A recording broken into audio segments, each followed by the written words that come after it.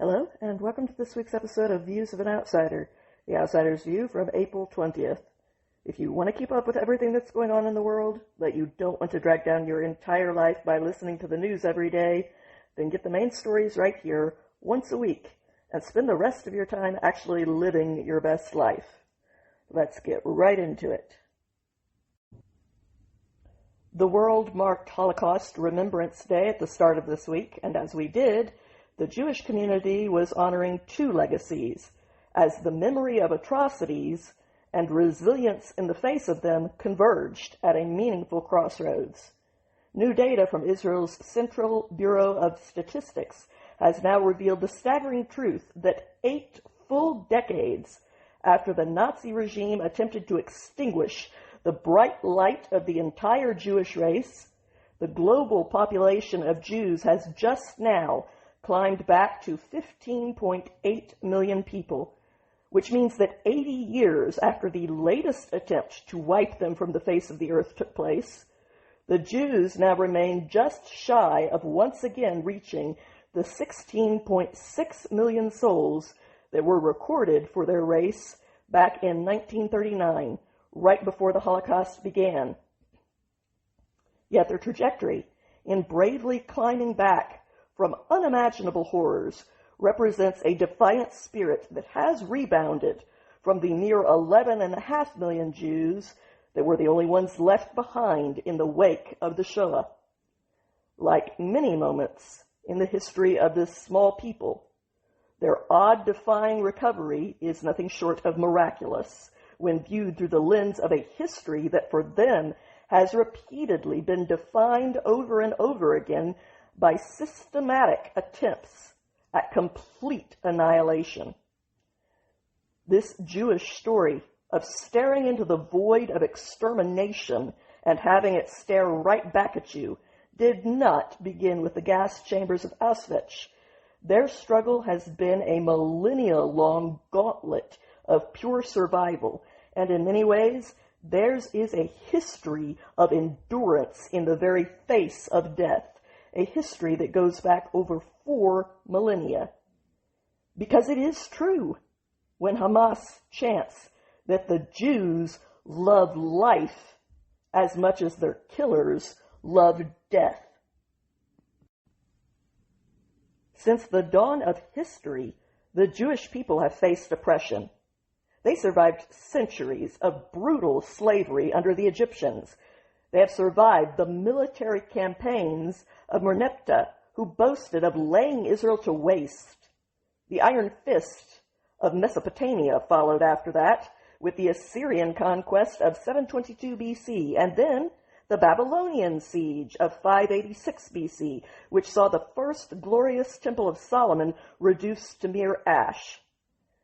Even when the Jews fought back, as they did against the Hellenizing forces of Antiochus IV during the revolt of the Maccabees, the hard-fought reprieve that brave Jews earned was almost always a very, very brief one. The Roman era brought a new level of carnage, the First Jewish-Roman War, and the Kittos War left hundreds of thousands dead. That culminated in the Bar Kokhba revolt, where 500,000 Jews were slaughtered by Hadrian's legions. Who doesn't know the story of Masada in 73 AD? The invading Muslims of the 7th century brought more savage death to these harried survivors, and those who did not flee to Europe have suffered regular massacres at the hands of their invaders ever since then. For the half of them that did leave, the Middle Ages in Europe and the early modern period offered no change to what had become the status quo, and no sanctuary was found outside of their own ravaged and blood-stained homeland. The Rhineland massacres of the First Crusade, the horrific Strasbourg massacre during the Black Plague, the state-sanctioned fires of the Spanish Inquisition, and the blood-soaked Khmelnytsky uprising all served to annihilate the Jewish population through savage acts of sheer brutality. By the 19th and early 20th centuries, pogroms had become a staple of Eastern European life. From the 1881 to 1884 riots, to the Kishinev pogrom, to the post-World War I slaughter in Ukraine, only then came the actual Holocaust, an industrialized slaughter, a mechanized, systematic nightmare, where Babi Yar, Operation Reinhardt, and Auschwitz-Birkenau became synonyms for the abyss of hell itself. Yet as we look out today at the 111,000 Holocaust survivors that are still living among us in their ancestral homeland of Israel, we see the living embodiment of a promise that the entire world made to the people that it had so regularly victimized, swearing never again. The last survivors of the latest extermination attempt are not even gone before many hate-filled bigots in our midst have begun breaking that sacred vow. Despite the constant threat of annihilation from the Arab world, who has been at war with the Jewish state ever since its inception and well before that, yet today, 45% of the world's Jews, 7.2 million of them, call their ancestral earth of Israel home once again, a radical shift from the 3% of the world's Jews who were allowed to live there in their own homeland in 1939, when their immigration back home in the face of the coming Holocaust was severely restricted, costing millions of people their lives, including 1.5 million children. While threats persist, as brutally evidenced by the horrific October 7th massacre, the data also continues to tell the story of a truly indestructible people. Today's bigots will fail as surely as the evil predecessors that spawned them did. Despite a history of massacres that were designed to erase them, a history written in their shed blood, one going back thousands of years, the Jewish community has clawed its way back from the brink once again, and they are finally getting close to reaching their pre-World War II numbers in both strength and in a vibrant, growing, and eternal presence among us, for which I am grateful. The people of Israel live. Salute. And speaking of bigoted crusaders bringing death to those that they deem to be inferior infidels, Hatim Faraz has quite the rap sheet to share.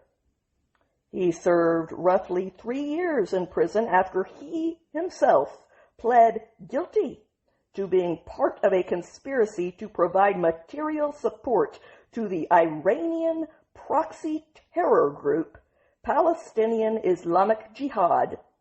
There were also additional counts against him in a separate case involving a reported $1.4 million that was stolen in a food stamp scam.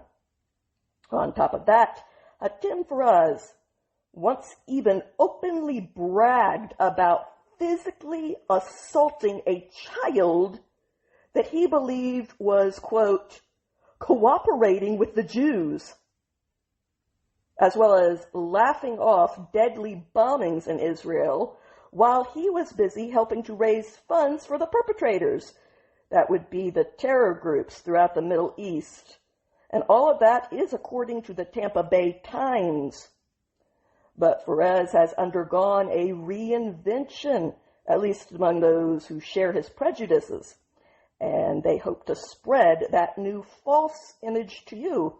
So let's look at the facts instead. Enough narratives, facts are better. Right now, this terrorist is being promoted as a pillar of Florida's Muslim community. But this is the reality. According to the Tampa Bay Times, Perez landed in Florida after his release from a federal prison in 2010.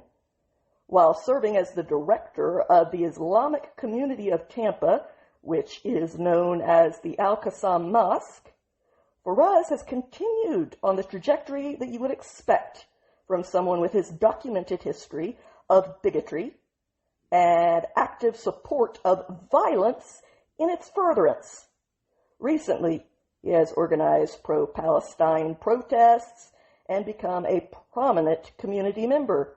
The local police chief, Kenneth Albano, even went so far as to call him, quote, a force for reason within the Muslim community in 2024, which, if true, says something very awful about the amount of reason in the Muslim community. According to the report from the Tampa Bay Times, that police chief went on to add, at the time, even Hatim Perez's own former attorney had also characterized him as the worker bee of another man who had been convicted of supporting the Palestinian Islamic Jihad in the same case as Perez. That man would be Sami El-Aran, a former professor at the University of South Florida. And according to the state records, the same Tampa mosque that is now run by Perez was registered in his terrorist friend's name back in 1992. Al-Haran has since been deported back to Turkey, and good riddance to terrorist trash. But thanks to Perez, that terrorist scum still has a foothold here in Florida.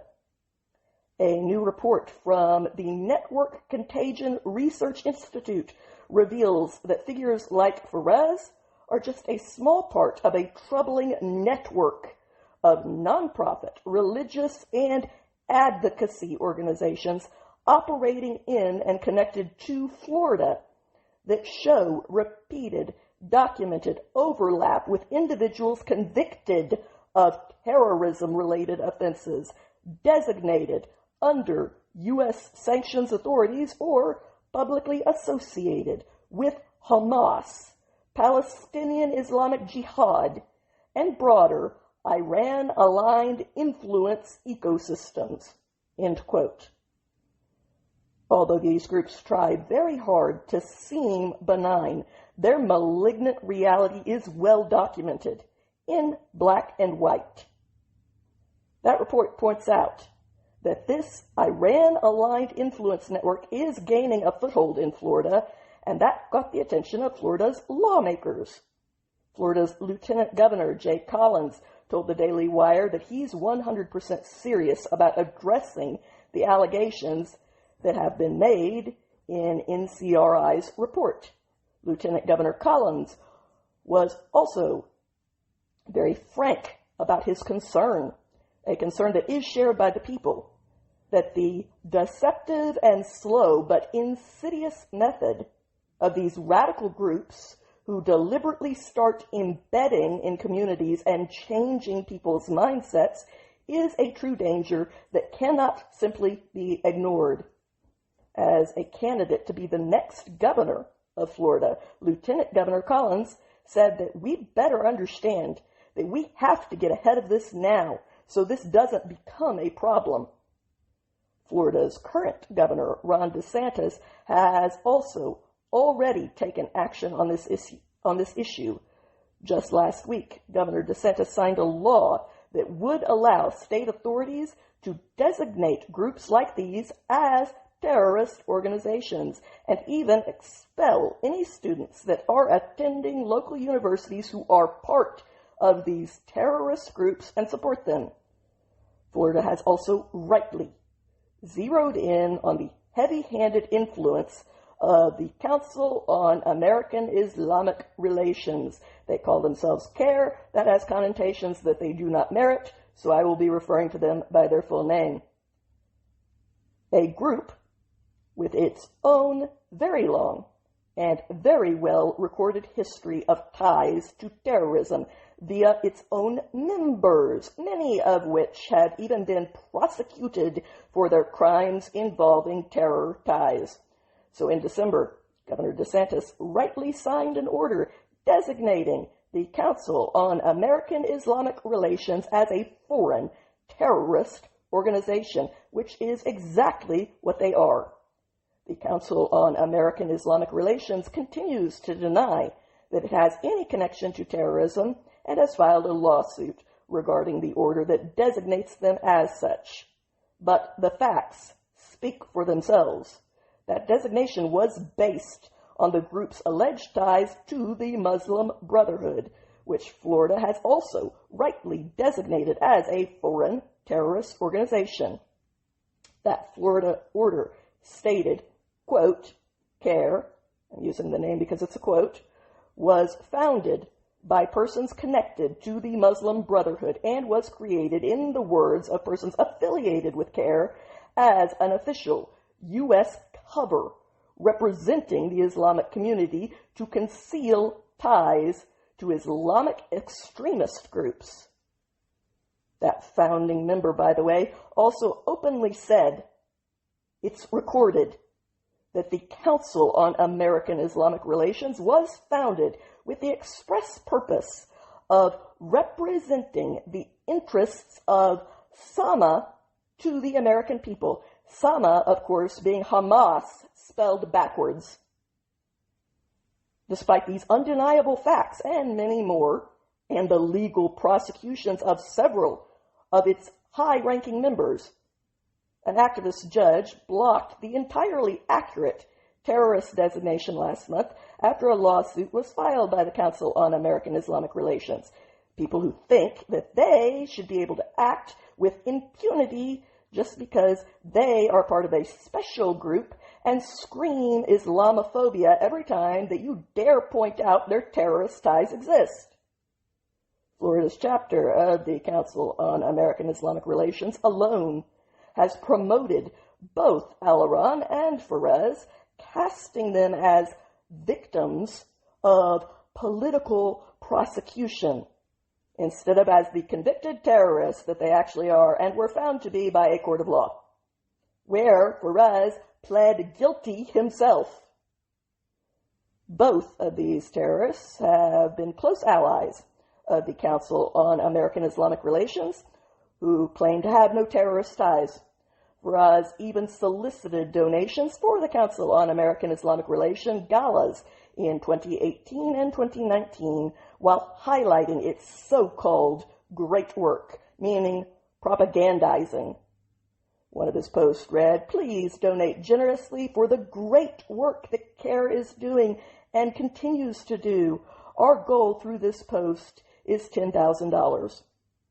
Florida's branch of the Council on American Islamic Relations itself listed Faraz's Islamic Community of Tampa as a leading sponsor of its 2021 gala. But yeah, no terrorist ties to see here. The Islamic Community of Tampa was also listed as a co-sponsor of a community fundraiser that was advertised for March of 2022. Faraz was also listed as a contact for the Council on American Islamic Relations Week of Action in Florida back in October of 2023. That organization's Tampa chapter also organized a showing of Al-Iran's so-called documentary in 2007. Florida's chapter of the Council on American Islamic Relations claimed that that film focused on the supposed post-9/11 hysteria and the fictional persecution of a Muslim, as well as the so-called emotionally grinding devastation the prosecution brought to the Al-Iran family. Florida's chapter of the Council on American Islamic Relations then featured the terrorist Al-Iran in a 2020 webinar that was supposedly about the experiences of so-called political prisoners, meaning terrorists. That same year, the group promoted Faraz's story, during a separate webinar about their supposed persecution in the United States. At the time, Faraz was also nominated for Florida's Council on American Islamic Relations Protect Award. A 2021 fundraising video of theirs featured Faraz hailing the organization for having provided relief during his case. That would be the one where he pled guilty to his crimes. He also spoke at Florida's Council on American Islamic Relations 2021 gala, where he characterized his terrorism case as baseless, the one that he pled guilty to. The Islamic community of Tampa Mosque received a $9,000 grant in 2021 from another organization that is also tied to this pair of terrorist figures.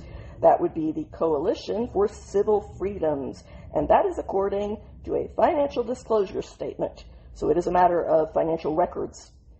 While behind bars for his crimes, much like Hitler before him, writing Mein Kampf, Al-Aram spent much of his time in prison drafting a vision for an organization, in his case, one that would support so-called political prisoners and their families, meaning terrorists. The organization that was created by him eventually became the Coalition for Civil Freedoms, according to that organization's own website. That organization, the one founded by a deported terrorist, exists to pay stipends to Muslim prisoners that are being held on charges of terrorism, and it provides what they call the most vulnerable prisoners. That would be the bombers of innocent civilians, $100 each month, according to their own donation page. And I'm just going to say it right now. If you give them a dime, you are trash, and you are financing blood. I hope I'm being clear. Faraz is now listed as the chairman of that board, as well as being its development director and the treasurer for the Coalition for Civil Freedoms. That group also has a branch that is registered in Florida under Faraz's name, and that is according to state records. In the latest annual report for the Coalition for Civil Freedoms, Florida's chapter of the Council on American Islamic Relations is listed as a member organization. Al-Aram also currently serves as the director of the Center for Islam and Global Affairs at Istanbul's Zayan University in Turkey. That is according to his bio on that school's website. The Center for Islam and Global Affairs has previously hosted several individuals with direct ties to horrific terror. In 2024, they hosted the Hamas official, Hasan Hamdan, who is sanctioned as a terrorist by the United States government. He was billed not as the butchering terrorist that he is, but as a speaker on Palestinian so-called resistance, meaning the bloodshed and oppression both of Israelis and of their fellow Palestinians. Truth hurts, doesn't it? During his remarks that day, Hamdan advocated for a new map of the Middle East, one that obliterates Israel. In February of 2025, the Center for Islam and Global Affairs also hosted Majed al-Zir in a seminar for his book, months after he was sanctioned by the Office of Foreign Assets Control. That May, Al-Iran also moderated an event for the Center for Islam and Global Affairs featuring al-Zir in order to discuss and promote another one of his books about keeping, quote, the Palestinian cause alive, meaning keeping the hate and bloodshed flowing. Neither Al-Iran nor Faraz responded to requests for a comment on these reports. What are they going to say? It is all documented. Besides, They are too proud of their own vile views to stomach denying them, so no comment is what you're going to get. The Council on American Islamic Relations also did not respond to a request for comment. What can they say to the people who know their undisputed records? Their propaganda only works on the uninformed and on their fellow violence-loving terrorist travelers, or as Douglas Murray rightly calls them, chickens for KFC, because you will be the first victims that they harm if they ever get enough power here in the West to control things. Already they call you useful idiots. I would advise you to stop proving them right. Now let's turn from terrorism to immigration. Not that there is a huge difference in the resulting headlines or accusations of racism if you notice the innocent blood on the ground. On Tuesday, the Department of Justice announced that the FBI had nabbed an illegal foreign gangbanger who was shot while he was trying to run over federal immigration agents in order to evade arrest. Why? Oh, you'll see.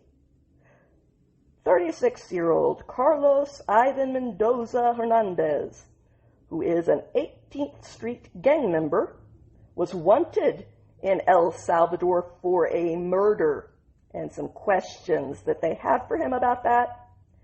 Now, according to the court documents that were unsealed on Tuesday, he is also charged with assault with a deadly weapon against a federal officer after he allegedly tried to ram ICE agents with his massive car. He was arrested the day before, on Monday, after he was released from the hospital. So now he will recover from his deserved gunshot wounds in jail, where he cannot endanger anyone else. Here is what happened. ICE officers pulled Mendoza Hernandez over in Patterson, California last week. According to court documents, the Salvadorian national, their criminal problem, not ours, refused to get out of the vehicle despite the officers' repeated instructions to do so. That led one of the agents to finally break in the window of his car to force him to get out as instructed. Mendoza Hernandez then allegedly drove forward, hitting one of the agents with his car. He then slammed the car into reverse to plow into the law enforcement vehicle that was parked behind him. Then he accelerated forward again, right towards two more federal agents. One of those agents jumped out of the way as Mendoza Hernandez allegedly drove over the median and into oncoming traffic, endangering countless American lives. Agents responded by shooting Mendoza Hernandez, who was hit several times and transported to a hospital for treatment. At some point in his reckless behavior, the car of this criminal, Mendoza Hernandez, collided with another vehicle full of people, hit a guardrail, and eventually came to a stop roughly 500 feet from where the agents had pulled him over. All of that is according to the court documents.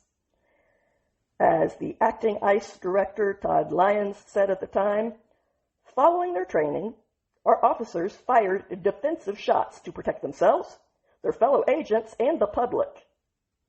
ICE has faced an unprecedented level of violent attacks over the last 12 months. According to the Department of Homeland Security, Trump's first year back in office was marked by a 3,300% increase in vehicular attacks alone against ICE agents who are enforcing the standing laws of the land. And if you do not like those laws, then change them. Do not attack people for doing their job and try to kill them with a several-ton vehicle and then cry when they rightly choose themselves over you and shoot you in self-defense. Stop behaving like criminal thugs and make a case for the changes that you want to see, assuming that you know what those changes even are. And speaking of self-defense against unhinged killers spreading violence, on Tuesday, Video was released showing the moment that a brave high school principal in Oklahoma rushed and tackled a former student who had invaded the school armed, thereby preventing what could have been yet another tragic school shooting. But no parents will be burying their babies this time, thanks to this principal. The security footage that was obtained by an NBC affiliate, KFOR, captured Principal Kirk Moore of Pauls Valley High School confronting the suspect roughly 1 week earlier when this attempted shooting took place. That video appears to show someone else opening the door and allowing the former student into the building. The prime suspect then walked into the lobby, briefly hid behind a vending machine before he stepped into view. Just as he approached an office door, that door flew open and Principal Moore barreled towards him. Ducking his head and shoulders as he ran, he hit the suspect square in the chest with his full weight behind him and tackled him onto a nearby bench, then pinned him down there. Principal Moore was shot in the leg during the battle to protect the school children that were in his care.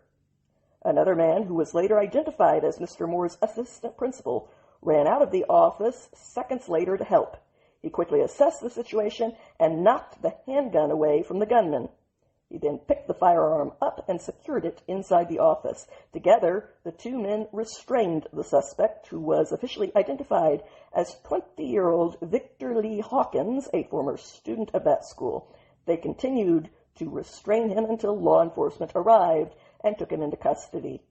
Principal Moore released a lengthy statement after the shooting, thanking local law enforcement and first responders for their support, as well as thanking the community for their prayers and well wishes, saying, "Pauls Valley schools are safe communities, unaccustomed to the type of threat we witnessed on Tuesday. Nevertheless, like so many educators around the country, we prepare for these events through training and careful assessments of threats. I am grateful that my instincts and training, as well as God's hand, were available to come to me on Tuesday. Well done, sir. You made us proud in this state." Threats of violence were being faced elsewhere as well.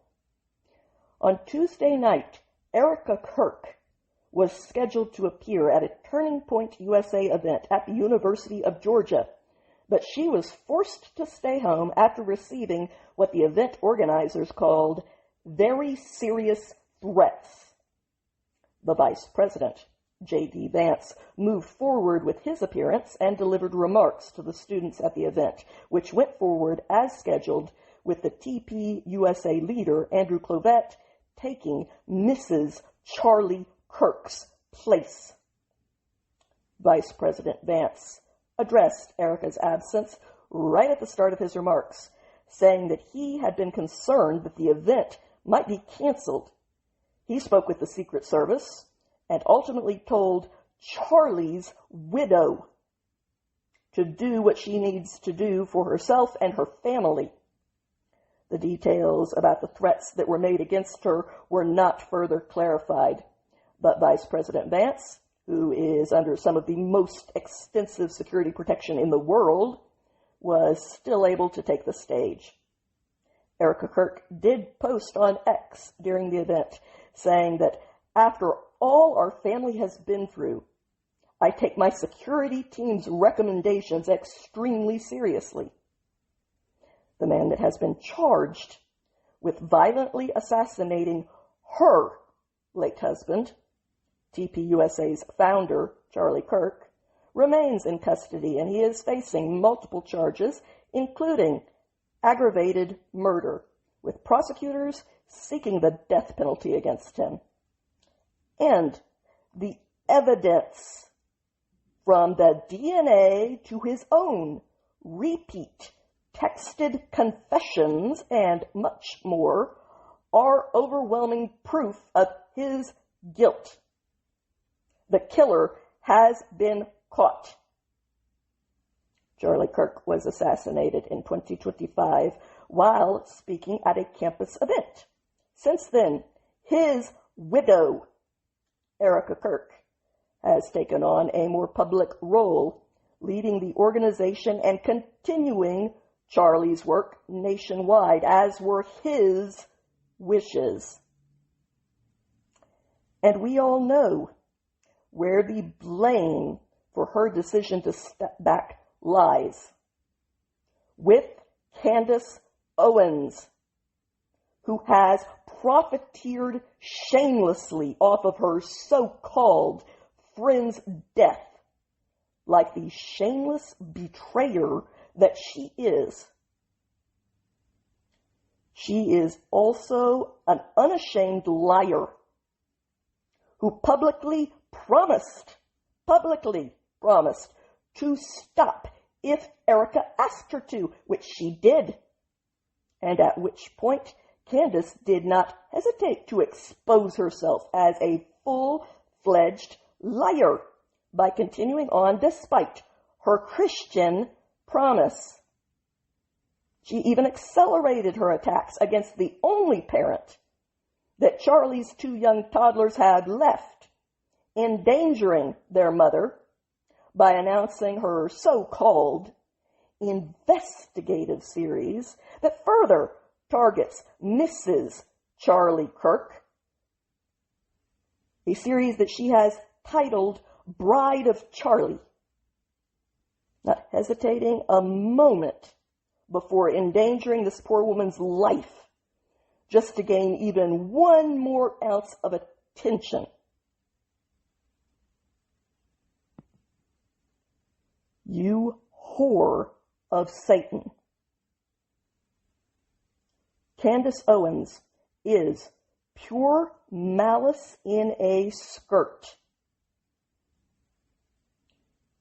She is definitionally an antichrist, not the antichrist, but the Bible says very clearly that there are many antichrists, meaning counterfeits, people who pretend to be Christians while modeling Satan.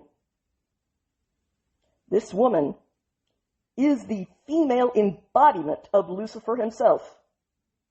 She would not hesitate to sacrifice her own children on a live stream if she thought that it would get her even one more click.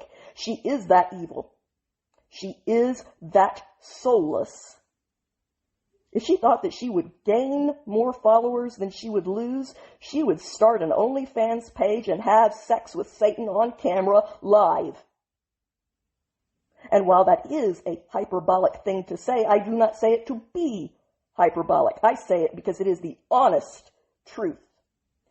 You may or may not have noticed that even when it comes to people that I dislike and disagree with in the strongest of terms, I do not use this kind of language. I choose my language carefully, so I mean what I'm saying here in a very literal way. It's not me running off at the mouth. I dislike Tucker Carlson. I know for a fact that he is a liar because I've caught him at it more times than I can count. I do not believe that he is even well-intentioned because no deliberate liar ever is. I believe that what he is doing is causing harm, real harm in this world. I personally believe that he is also bought and paid for, and I still do not call him evil. There is a difference between thinking that he is doing bad, which I do think, and thinking that he does have bad motives for what he's doing, which I also think, and him actually being full-blown evil. I don't like Bernie Sanders. That man has never had an idea come out of his head that I don't vehemently disagree with. As for the type of man that he is, I think he's a deadbeat father and a lazy mooch. He mooched off of a kibbutz in Israel until even they kicked him out, and he's been mooching off of the taxpayers ever since then. He has never once in his entire endless career in Congress ever passed one piece of major legislation. And yet, he sponged money off of our hard work enough to buy himself 3 big mansions. He does this while also pretending to be fighting for the commoner, but I don't notice him selling those mansions to give the money back to the commoner that he took them from. He promotes socialism. I know that socialism is no different from communism, and communism is responsible for more evil in this world than any other ideology that was ever tried anywhere, and that is a matter of recorded fact. Communism is responsible for more death than the Nazis are. It is responsible for more crushing poverty than any other system, and more abusive tyranny and dictatorships to boot. Because Bernie promotes that, and because his record as a human being is no better, I do not respect him. Respect is earned, and there is nothing to respect about that man. But there is a big difference between not respecting him and also not agreeing with anything that he says or promotes, while actively opposing and arguing with his assertions and thinking that he is evil. I have never called him evil. Zoran Mamdani is everything that I despise rolled into one. He is a communist. He is a bigot. He is a terrorist groupie. He is a spoiled brat, trust fund kid who has never even bothered to have a job. And he is the epitome of a slimy politician. He is so smarmy that he makes your skin crawl. I not only do not respect him, I do despise him. And I still have not once ever called him evil. So when I call Candace Owens evil, it is because she is evil. It is because I mean it. Not because I whip that kind of language out for everyone that I disagree with.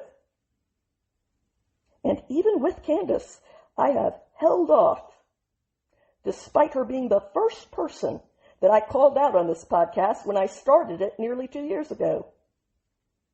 And I guarantee you, if the tide turned against her right now, and she realized that she was going to lose viewers for continuing this, she would suddenly pretend to have a dramatic come to Jesus moment and a Saul of Tarsus change of heart. She would grovel shamelessly about what she has done and how she was misled thus far and say whatever you wanted to hear in order to keep your views. But she has never meant any word that has come out of her mouth, even the malicious ones. Now don't get me wrong, she enjoys and revels in the malicious ones. But that doesn't mean that she means them. Candace has no soul, and she has no limits. And anyone out there who enables her to do this kind of harm in the world by viewing her trash is no better than someone who watches pornography and enables human trafficking and rape videos for their entertainment. I am not jumping on the bandwagon here. I have been calling Candace out for what she's been from day one, since the start of my podcast almost 2 years ago. And finally, I'm not alone anymore in my opinions of this satanic blasphemer who hides her satanic fruit under a cross as she tries to Hannibal Lecter Christ's face over her own. Ben Shapiro blasted Owens in a recent video, rightly calling her an evil, twisted human being, and just as rightly accusing her of profiteering off of Charlie Kirk's assassination by promoting conspiracy theories that target his own widow just to get more clicks. even though she shamefully already has one of the biggest podcasts in the world. Shapiro urged Erika Kirk to sue the living hell out of Owens over her sick and lying project, and I could not agree more. Meanwhile, Vice President Vance delivered an emotional defense of Mrs. Charlie Kirk, since Charlie cannot do so himself, which is probably a good thing, because I think we would have seen him get physically violent for the first time in his life. And I refer to her as Mrs. Charlie Kirk to remind all of you out there, that is the name that Charlie gave her. He did not give any of you little thieves his name. You are a bunch of covetous little thieves. He did not give you his name. He did not give you his legacy. He did not take you into his life. You knew him as a face on a screen. He chose this woman. He made a life with this woman. He gave his name to this woman. And like a bunch of greedy, covetous little thieves, you think you have the right to strip the name that he gave her from this woman and claim it for yourself. It's mine. It's mine. I get to say what Charlie would want. No, you do not. Grow up. His stand-in, Vice President Vance, appealed to whatever is left of people's humanity, describing the unimaginable grief that this woman has bravely endured ever since her husband's assassination. Again, I say, her husband's assassination. He was more than a face on a screen to her. He was a father of the children that she carried inside her body. She's had to deal with this Luciferian malice that is so awful that it takes good people's breath away, even as it takes glee in its own sewage. And the vice president blasted those responsible, which does include the viewers. So take some freaking adult responsibility for yourself. Because your vice, your entertainment vice, is the opposite of harmless. Threats are being made against people's lives. You are making this world a worse place by incentivizing this and laughing about it as you do so. And if nobody else has the guts to tell you that, because they don't want to lose viewers, even though they have finally had the guts to call her out, they'll stop short of holding you to account because they need your views too. Well, I've been ahead of my time before, and I'm more than willing to lose views over this because you need to hear it. I will speak the truth to you, whether you like me for it, hate me for it, or have no thoughts on it at all. Vice President Vance reflected on the raw nature of grief, saying that Erika has been navigating overwhelming emotions while also trying to preserve Charlie Kirk's legacy and care for their children who will grow up without having any lasting memories of their father. He went on to say that the attacks against her that have delighted in piling on to all of that have been one of the most disgraceful things that he's ever seen in public life. Before he reflected on the deeply personal moment that he and his wife witnessed after Charlie's death, saying, I was there with her. I was holding her hand. My wife was hugging her while we loaded Charlie's body onto Air Force One, and said the Lord's Prayer.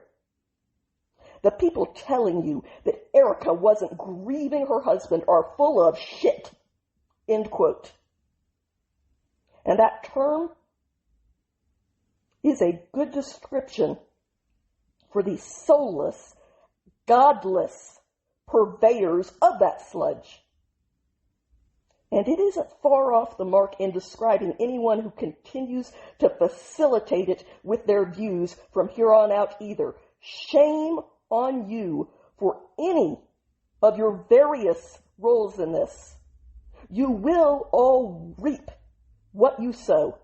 So I will strongly suggest to you some recognition, some accountability, some repentance, and a meaningful change. You are not a helpless child. You can change the channel. I'm not going to make you feel better by pretending that that's oh so impossible. It can't be done. And by the way, encouraging you to change the channel, no, that is not cancel culture. I am not calling for YouTube to strip her of her channel. I am not calling for anyone to harass her or her family. In fact, I am very specifically calling for people to not do that. But having the right to say what you want to does not mean that you have the right to be supported for it or paid for it, especially when the opinion that you are speaking is absolute filth. But as the Bible itself says, out of the heart, the mouth speaks. I do not have to enable human trafficking either, or porn, or murder, or anything that is harmful in order to protect free speech, and neither do you. When you support terrible things, you should be ashamed, and you should stop it. That is not cancel culture. That is having a freaking moral compass and a drop of humanity somewhere inside of you that you haven't let the internet kill yet. That drop of humanity is there to make you feel shame when you are being shameful.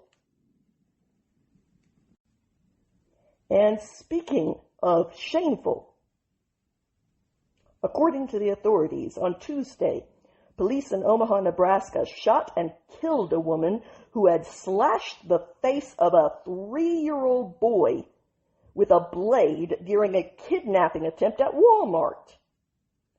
Omaha's deputy police chief, Scott Gray, said that the attacker, who authorities did not identify at the time, was confronted by police outside of the Walmart as she held a knife to the toddler in a shopping cart.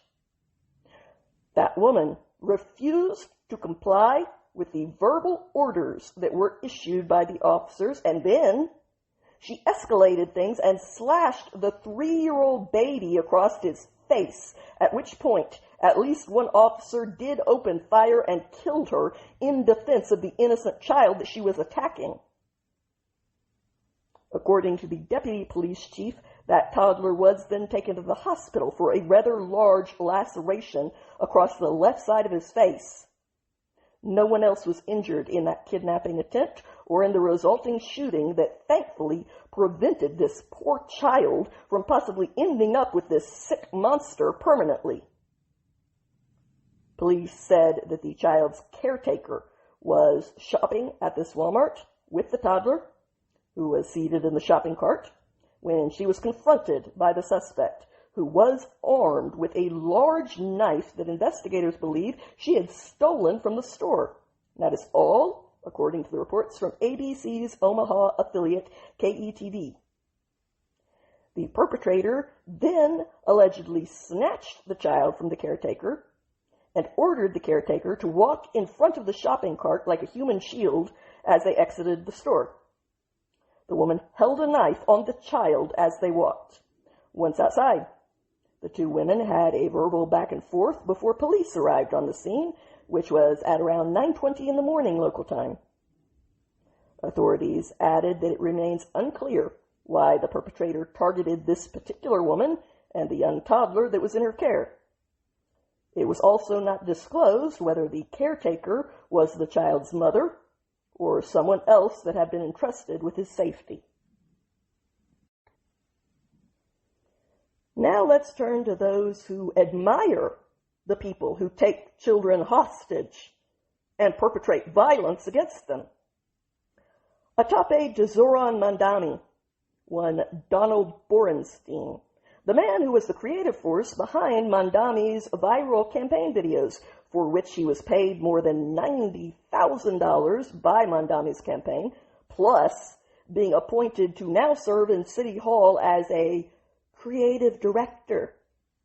meaning that he's paid your hard-earned tax dollars to do an entirely fake job in exchange for having been good at spinning things online, where putting them into a pretty package makes up for the fact that the box contains dog dew. This guy faced scrutiny this week after social media posts in which he was glorifying Yahya Sinwar, the mastermind behind the October 7th slaughter and gang rapes of civilians, resurfaced from 2024, which I would point out was post-October 7th. In one post, Borenstein propagandistically described this butcher of his own people, Sinwar, as someone who, quote, gave his entire life until the end, fighting for his people's liberation, while simultaneously mocking Israeli forces and praising the images of Sinwar's final moments. In another post, he suggested that this footage had created a heroic image of the leader of Hamas, only among the terminally brain dead. He also reportedly used the phrase, from the river to the sea, which is a call for the elimination of the State of Israel via a genocide of its Jewish population. These posts have since been deleted, which is a clear admission that they were heinous. But the internet is forever, and archived versions remain accessible. And so it all deservedly hit the fan. Borenstein's role in Mamdani's rise has been a significant one.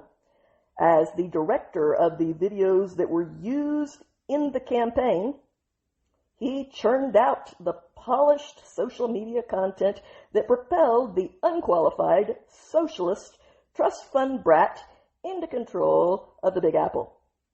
His presence in the mayor's inner circle re-raises entrenched concerns about the ideological influences that are holding the reins of this very sick administration. This latest controversy in a very long list of similarly appalling choices of bedfellows merely adds yet another thread to a very clear and growing pattern of the rabid extremists in Mamdani's orbit. Previous reporting had already highlighted appalling social media activity from several other campaign allies and associates of the mayor who have also expressed sympathetic support for Hamas, or dismissed the brutal bloodbath and sexual violence of the October 7th attack. Mamdani's own wife, Rema Douaji, being just one example among the rabidly disgusting bigots that fill their home, probably the least disturbing example. She liked basically every post that she saw online that downplayed the attack, and independent activist groups that are aligned with Mamdani's campaign have faced similar criticism for their own heinous records of online rhetoric that clearly cross into extremism. The issue of hate-filled bigots in positions of power has taken on added weight in recent months as New York City has seen heightened tensions on these and many more fronts. In March, a protest in the city was attacked by two ISIS-inspired Islamists who threw explosives, raising alarms about the frequent presence of dangerous radical elements within certain activist circles that are best known for excusing and even cheering on violence. Violent radical elements that are not being addressed by their fellow travelers.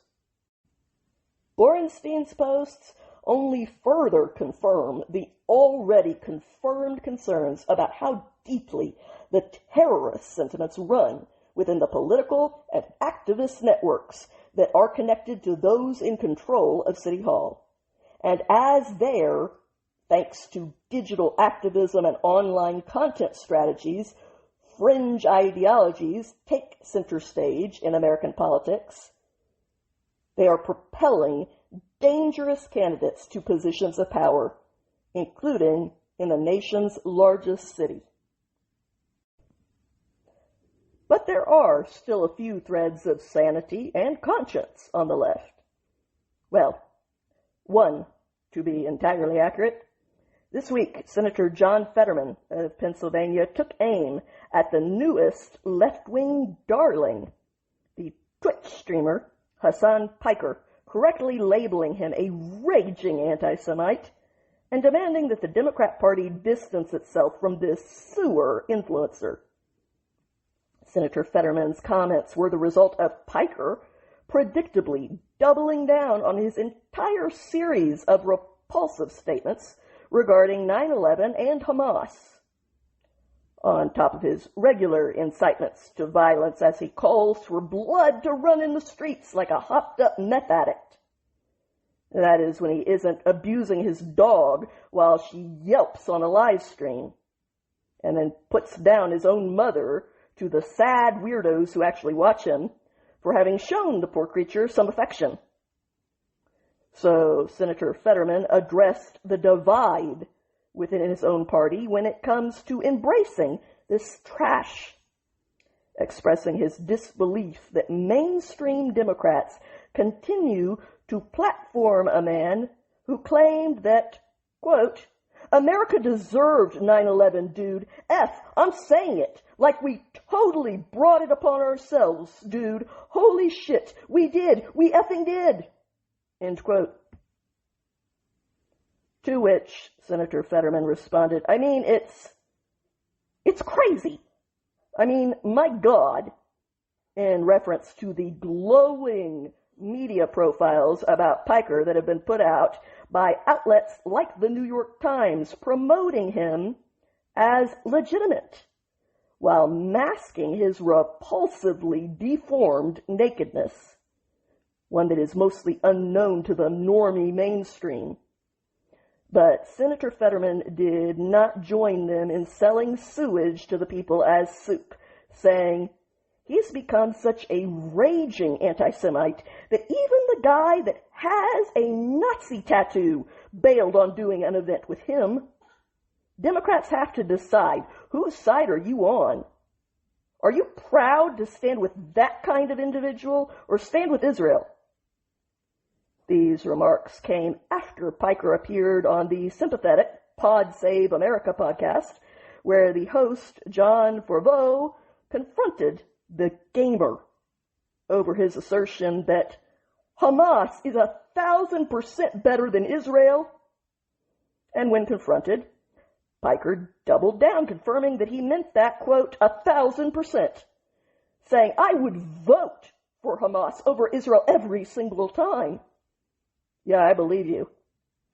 Then he explicitly dismissed Hamas's undisputed history of massacres, gang rapes, and kidnappings as being secondary issues in the conversation, and then reframed the terrorist group as a collection of, quote, orphan children fighting an apartheid state.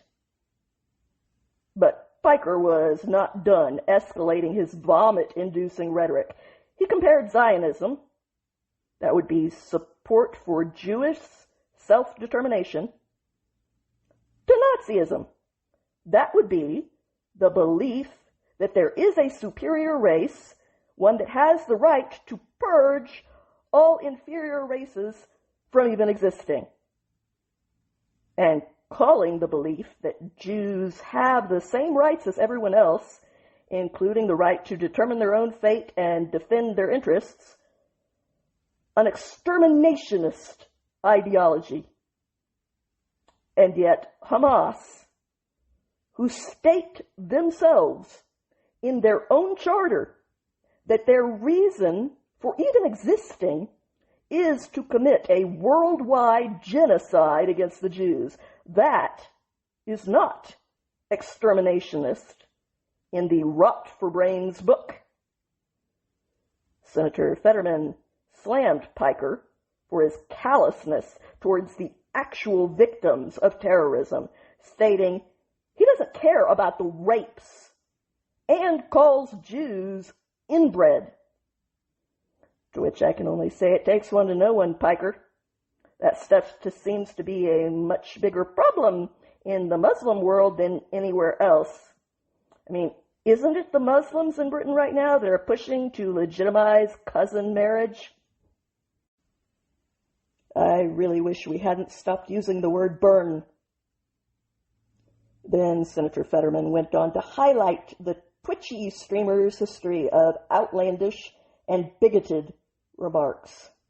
Pennsylvania's senator has all but issued an ultimatum to the squad wing of the DNC, a group of terrorist groupies that have frequently aligned themselves with the online activists that Piker quite accurately represents, and whom they put forward as a thought leader. So, as the radical left continues to excuse terrorist violence under the guise of decolonization, even against the indigenous first people of that land, Senator Fetterman's message is equally clear. The Democrat Party cannot have it both ways. It cannot claim to be compassionate and sensitive while mocking rape and cheering on bloodshed. It must choose between the light of the civilized world, one that does not believe in glorifying or perpetrating rabid violence, and the raging anti-Semitism on the far left, who clearly do. And speaking of the lovers of democracy and freedom, right up until you have one thought that is even a little bit different from theirs. This week, Virginia's governor, Abigail Spanberger, all but dismantled the foundation of rights that the United States Constitution ensures to her constituents when she signed HB 965 into law, which officially subjected Virginia to the National Popular Vote Interstate Compact, the NPVIC. This means that Virginians no longer get a vote in our elections. Whoever wins the popular vote in the rest of the country automatically gets Virginia's electoral votes too, even if every single Virginian in that state votes the exact opposite way. Their votes no longer count. They will be nullified in favor of the popular vote. This decision has sparked immediate outrage across Virginia as critics informed the people that this unconstitutional measure renders the individual votes of all Virginians null and void going forward. As I said, by signing this compact, Spanberger has agreed to hand all of Virginia's 13 electoral votes to whichever presidential ticket wins the popular vote nationwide, regardless of how the people in Virginia actually vote. But they can always vote with their feet, because if they leave Virginia in favor of a state that still counts their votes, Virginia will lose its 13 electoral votes in the next census, which happens in 2030. Just thought I'd point that fact out. For now, with Virginia's entry into this compact, this unconstitutional movement is now a mere 48 electoral votes away from stripping American voters of a say and gaining absolute control. The current total stands at 222 votes, or 82% of the way to the 270 vote threshold that is required to win an election and fundamentally overturn all American elections from here on out, regardless of how the citizens vote in their states. And it is no coincidence that the very states that are rushing to nullify the Constitution are a mono-partisan bloc. To date, every single state that has joined this compact is a blue state. The defenders of democracy fear democracy so much that they are making the votes of their own constituents purely symbolic from here on out, in case they end up needing to override said voters in order to stay in power themselves, by moving this country towards a system where a few deep blue urban centers can dictate the presidency for the entire Union. The list of member states that have joined this compact so far include Maryland, New Jersey, Illinois, Hawaii, Washington, Massachusetts, the District of Columbia, Vermont, California, Rhode Island, New York, Connecticut, Delaware, New Mexico, Oregon, Colorado, Minnesota, Maine, and now Virginia. So, it is time for the Supreme Court to put a stop to this. These states were accepted into the Union of States based on their state constitutions, which were approved by the Union and which were not based on this. They need to be held to their constitutions and to the Constitution. Otherwise, a few elites will very shortly gain power over the populace that they clearly do not trust to vote with them anymore, nor should they. This partisan rush to ignore state distinctions flies directly in the face of the very grounds on which these states were accepted into the Union, and it flies in the face of the United States Constitution, which they swore to uphold. By moving towards a vetoing of the individual votes in each state in favor of a national popular vote, Spanberger and the rest of the proponents of the NPVIC are discarding representation for all and pushing towards a system where candidates will focus not just primarily but exclusively on high population urban centers like New York City and Los Angeles, leaving all rural and small state voters entirely ignored and unrepresented from here on out. And worst of all, without a vote that actually counts for anything when it comes to any attempt to ever be heard again, we're going to be sunk. A national popular vote removes the firewall that was built by the founders and is provided by separate states. In a popular vote system, one dispute in a single precinct could trigger a 50-state-wide national recount, creating the very tumult that Alexander Hamilton warned us about in the Federalist Papers. The Electoral College, by contrast, provides effectual security against this mischief by containing election disputes within individual states, instead of escalating them to an unmanageable nationwide size. Do you remember Al Gore's challenge and how long it took out to sort the hanging chads in one state?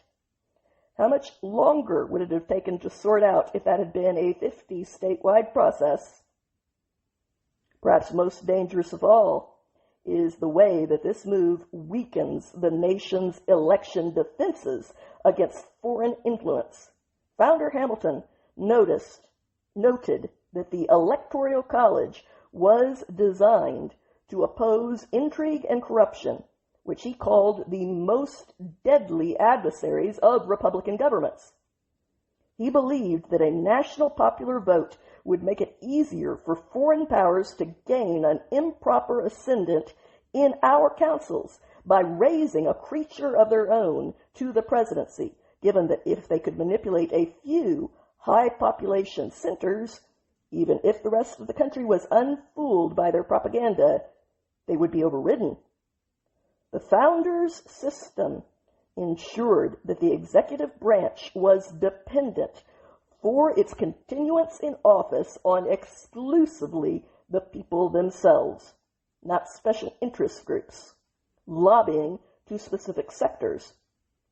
With Virginia becoming the latest blue state to join this compact, our 250-year-long record of democracy as we know it is under direct threat. If 48 more electoral votes are secured, the system that has guided this nation for over 2 centuries will be sacrificed at the altar of greedy grasping for a stranglehold on control. And as Ronald Reagan correctly said, once freedom is lost, it is never known again. Hopefully, people aren't fooled by elusive narratives up until they learn the hard way. Because some people actually live like that. But they didn't used to be the majority. Consider this example. A California man who apparently claimed to be a wizard during a violent home invasion is now facing a growing list of felony charges for his crimes, as new details emerged in court on Monday about this truly bizarre and truly dangerous incident. Prosecutors say that 30-year-old Jason Thomas Nicholas has now been charged with burglary, assault with a deadly weapon, vandalism, and making criminal threats, along with an additional child-related charge stemming from a separate incident that happened just days before, and yet he was back out on the streets. The judge, William Pendergast, significantly raised the bail for Nichols from $35,000 to $250,000, citing the severity of the threats that he allegedly made and the very real concerns for the public's safety. Here is what happened.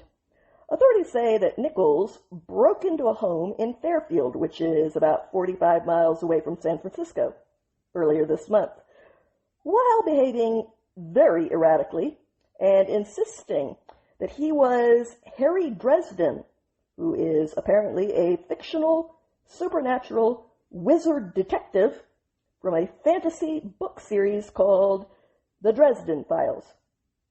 According to prosecutors, Nichols approached the home that he invaded on April 7th and began shouting through a Ring doorbell camera as he demanded to be admitted into their home.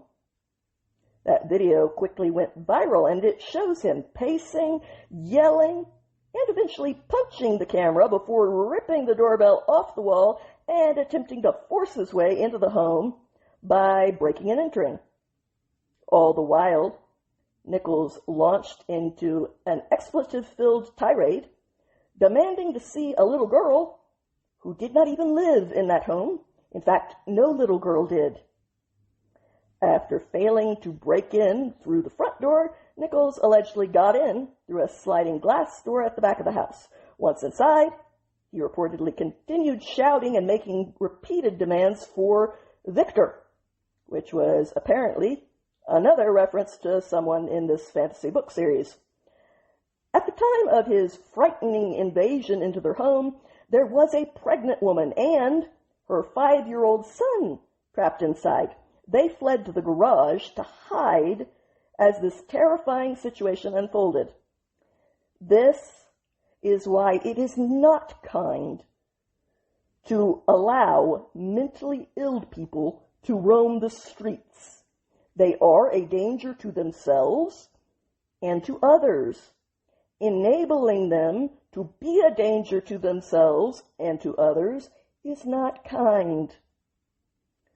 The child's father, who had been watching the break-in live through the home's security footage, rushed home and confronted Nichols in an attempt to save his small child and pregnant wife. This led to the violent struggle that was later described by police. Prosecutors say that Nichols threatened the family, allegedly telling them, "I'm going to kill you and take you out." In the doorbell footage, he was recorded saying, "Open the door now, or I will effing in you." in light of the dangerous situation that was posed by someone who should clearly have been in a mental institution and not out on the streets for his own safety and especially for the safety of others, police praised the decisive action of the homeowner, stating the homeowner's husband, who was away at the time, observed the suspect through a home security camera and immediately returned to the residence. As the suspect entered the home, the homeowner returned, armed himself with a shovel, and confronted Nichols.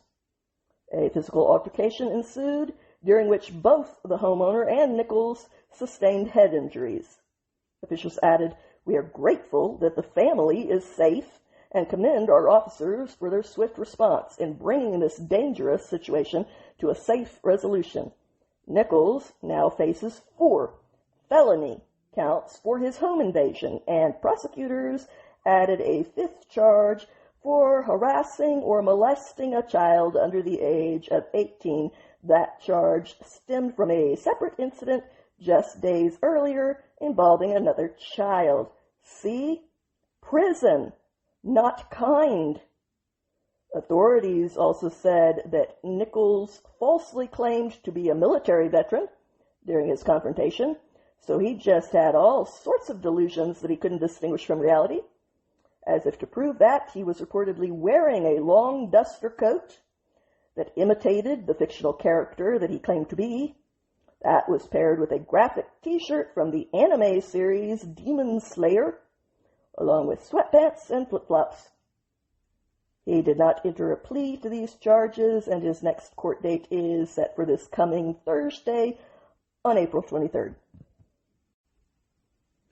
And speaking of dealing with dangers instead of ignoring them until someone's life is irrevocably changed, on Wednesday, the Secretary for the Department of Homeland Security, Oklahoma's own Native American Senator Mark Wayne Mullen, stated the Biden administration knew that the man who is now accused of murdering a DHS employee had a very checkered criminal history, but they still granted him citizenship anyway. Secretary Mullen stated that 26-year-old Olaukaten Adon Abel had a well-established pattern of criminal behavior before he was granted citizenship in 2022 by the Biden administration. Then Abel was arrested earlier this week for allegedly murdering the 40-year-old DHS employee Lauren Bullis in Georgia while she was simply out walking her dog. During an interview with the Fox News host Laura Ingraham, Secretary Mullen stated, "This individual not just had a pattern of criminal activity, but his pattern was every April. Every April, he had escalated his criminal activity, and the Biden administration knew this. Law enforcement knew this.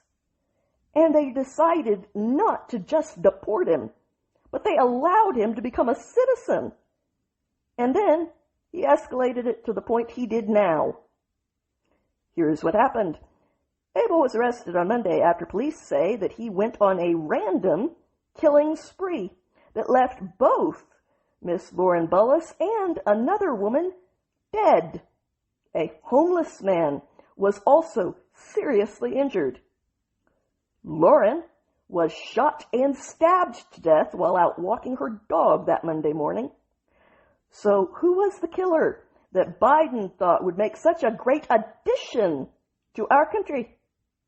Abel was born in the United Kingdom, the place that has such a responsible immigration policy, as evidenced by their problems with terrorist attacks and roaming rape gangs and growing civil unrest and economic collapse.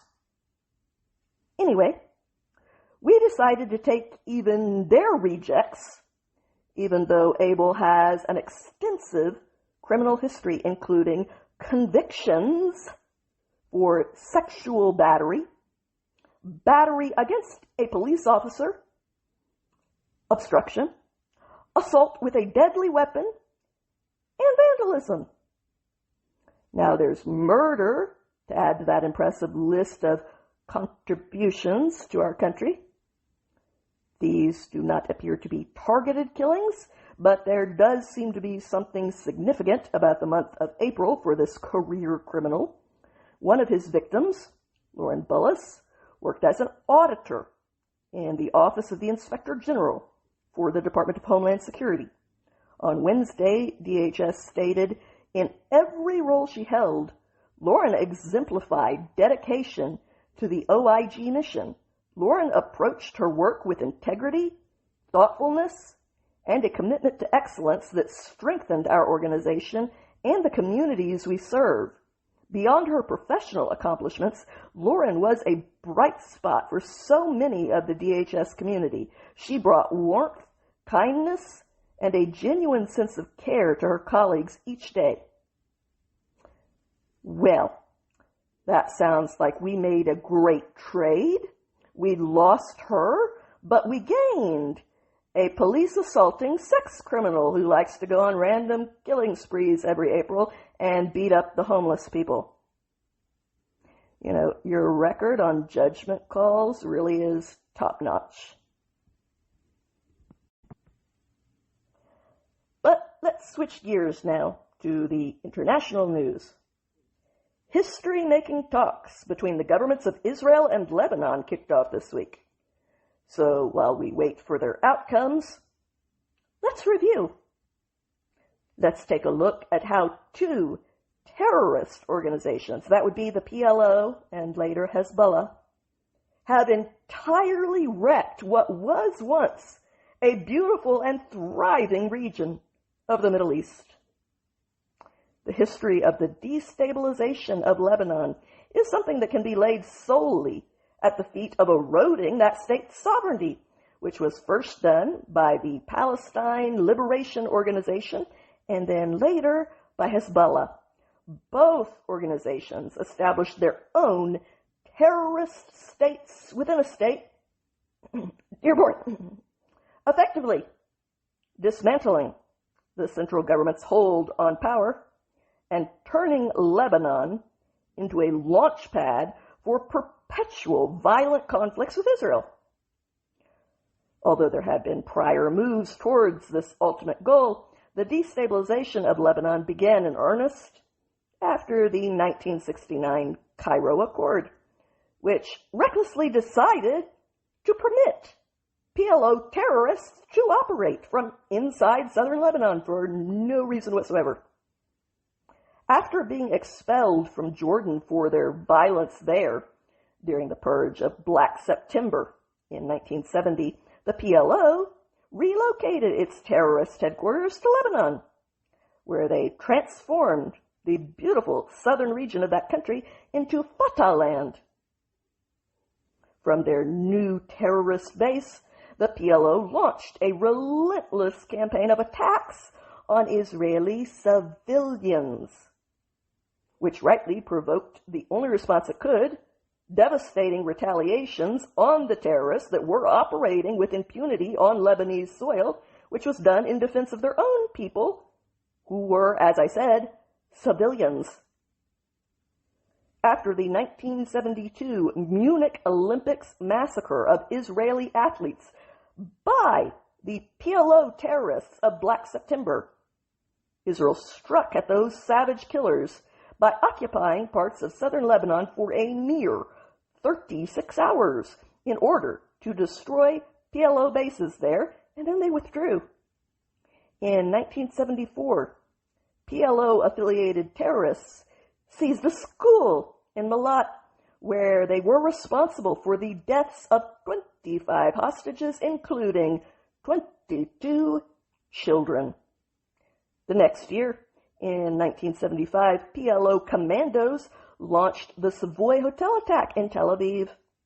Then there was the Coastal Road massacre in 1978, when the PLO hijacked a bus on Israel's Coastal Road and left 38 civilians dead, prompting the first major Israeli invasion of Lebanon in order to put a stop to this perpetual, needless violence. These frequent violent operations broke Lebanon's prior secure control over its own borders. Meanwhile, the PLO's military strength was used to deepen the divides between various sects that once were part of a cohesive country. They aligned with Lebanese Muslims against Christians, sparking the Lebanese Civil War that raged from 1975 until 1990. That conflict, the PLO's deliberately incited war, was responsible for approximately 100,000 Lebanese people being slaughtered. Eventually, the 1982 Israeli war launched too, after the PLO fired wave after wave of rockets into northern Galilee. The result of the war that he had yet again deliberately started forced the terrorist Yasser Arafat to evacuate to Tunisia, leaving Lebanon in ruins, as though he cared.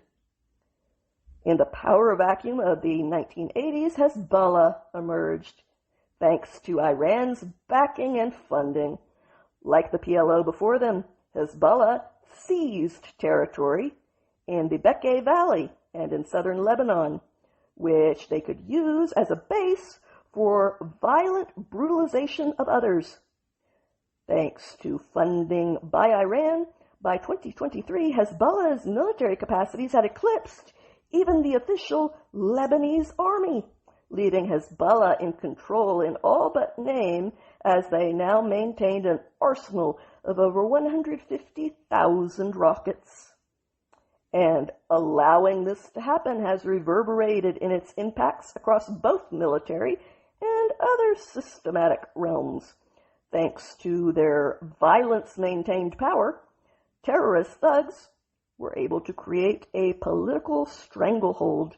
Hezbollah regularly vetoes state decisions that conflict with Iran's interests through their armed resistance, despite the fact that this terrorist group lost its majority in the Lebanese government back in 2022.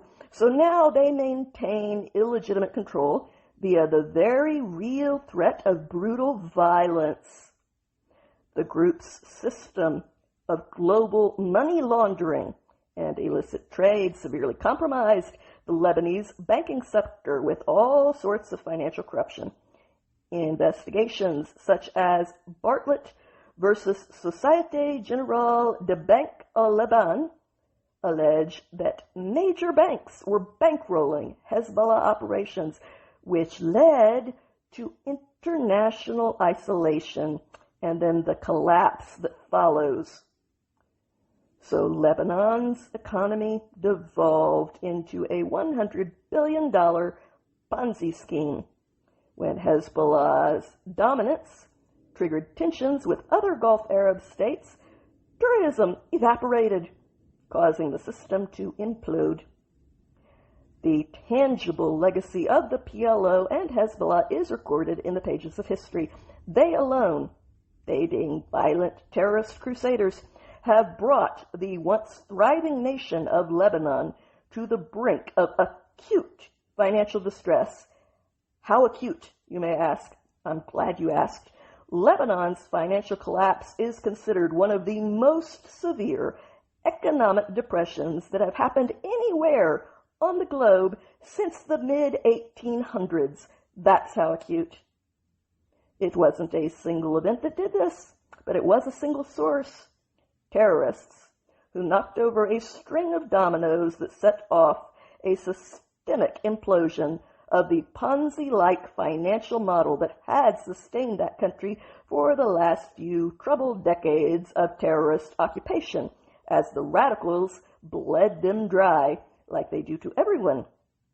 This collapse officially detonated back in October of 2019, but the fuse had been burning for years before that, and the perpetrators might as well have the mark of Cain tattooed on their foreheads. Serious warning signs started in 2016 when the inflow of foreign capital began to dry up because, surprise, nobody wants to invest their money in a place that is controlled by unstable terrorist killers where they might lose it. Go figure. To keep the Lebanese pound pegged to the dollar, the central bank launched financial engineering, offering massive interest rates of up to 15 to 20% to local banks in an attempt to attract a flood of dollars, which were then used to pay off old debts. But this could only be maintained for so long. The breaking point came in October of 2019 when a proposed tax on any calls that were made on WhatsApp sparked mass protests that became the October Revolution. This caused a crisis of confidence where banks closed for 2 weeks to avoid a run, and upon reopening, they unofficially continued locking all of their depositors out of any accounts that had dollars in them.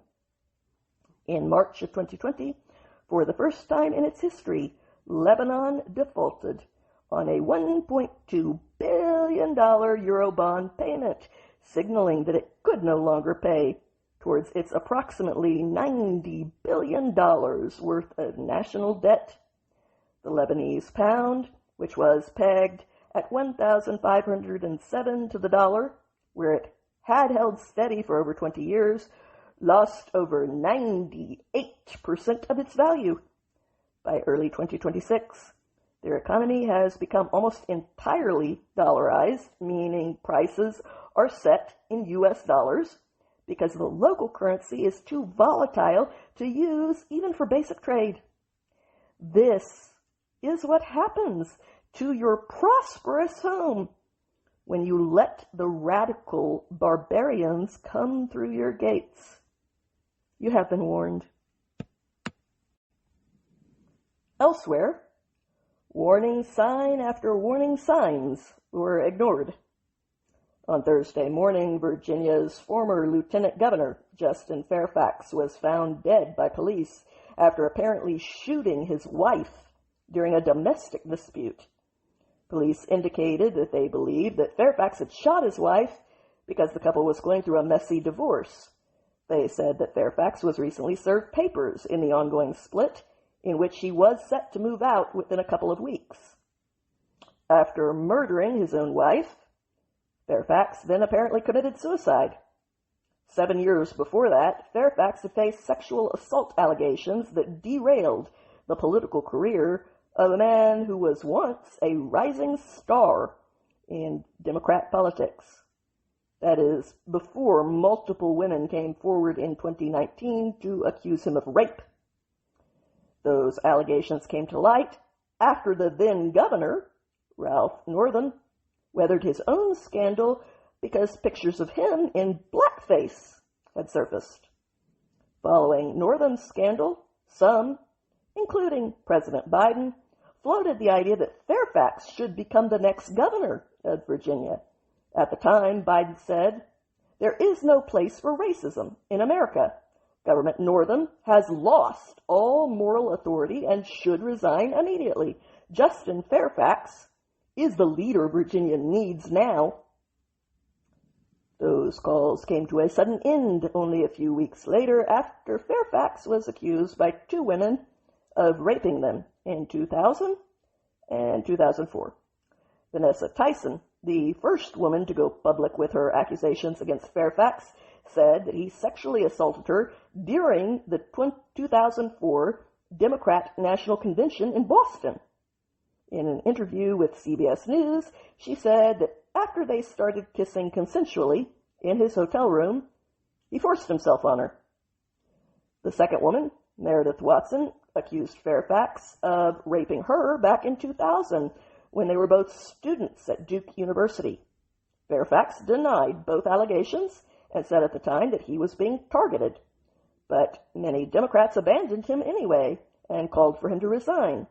The FBI later launched an investigation into these allegations, also looking to see whether there was a potential political motive at play when it came to the timing of these allegations. But unwilling to stop with mere claims of being falsely accused in a political smear campaign, during his run for governor in 2021, Fairfax actually compared himself to the victims of lynchings. Unable to stop the theatrics once they were underway, he also accused Terry McAuliffe, one of his Democrat primary opponents, of treating him the way that George Floyd was treated, saying, "Everyone here on the stage called for my immediate resignation, including Terry McAuliffe. 3 minutes after a press release came out, he treated me like George Floyd. He treated me like Emmett Till, no due process. Immediately assumed my guilt. I have a son and a daughter. I don't ever want my daughter to be assaulted. I don't want my son to be falsely accused, and yet this is the real world that we live in." His performance did not garner much sympathy from Democrats, and he failed to get even 5% of the vote in that primary. At which point, after his failed gubernatorial bid, he left politics to enter the private sector. Apparently, it was his teenage son who called the police for help after his father allegedly killed the boy's mother before committing suicide himself. That is what the disturbing dispatcher audio indicates. That audio was obtained by TMZ, and it revealed that 16-year-old Cameron Fairfax had called police shortly after midnight on Thursday to report that he believed his father had stabbed his mother, Serena. Police later said that Fairfax shot his wife before he committed suicide. On that audio, a female dispatcher could be heard saying, "Callers stating that his dad might have stabbed his mom and that she's lying on the ground bleeding, can see holes in her shirt, unknown where his father is now." Shortly after that, a responding officer announced, "I don't have a pulse." Later in the audio, an officer could be heard saying that he was downstairs with Cameron and that Fairfax had not been located yet, but that his car was still in the driveway. Police said that both of the couple's children were in the home in Annandale, Virginia, at the time of the murder-suicide. A search was briefly initiated in which Justin Fairfax was described by an officer as being a black male, 5'10", clean-shaven with short hair. Shortly after that search was launched, an officer found the body of Justin Fairfax in a bedroom. He had died from an apparent self-inflicted gunshot wound, at which point an officer reported, "We got another subject down in the bedroom upstairs. I think this is going to be our subject. He's got a firearm with a self-inflicted gunshot wound to the head." As for the messy divorce, that seems to have been the final straw in a troubled life. According to the New York Post, court documents allege that Fairfax was a drunk who would lock himself in a room with empty wine bottles, trash, and piles of dirty laundry, and would only leave to get food or smoke cigarettes. Then, just a few months ago, Fairfax falsely claimed that he had been assaulted by his wife, and police officers were called to the home, where police stated that his claim was not true, as was apparently proven by the cameras that Serena had installed throughout the house. On Thursday morning, following the murder-suicide, the police chief for Fairfax County, Kevin Davis, said that the department's top priority was rightly the condition of the couple's children. He also went on to somewhat dubiously state that while he served as lieutenant governor and even afterwards was a rising star politically, not just in Northern Virginia, but in Virginia. So it's high profile in nature, it's tragic in nature, certainly a fall from grace for a relatively high profile family that seemingly had a lot of things going in their favor. Speaking of falls from grace, on Thursday, Notice reported that the Department of Justice is now investigating Eric Swalwell for his alleged sexual assaults.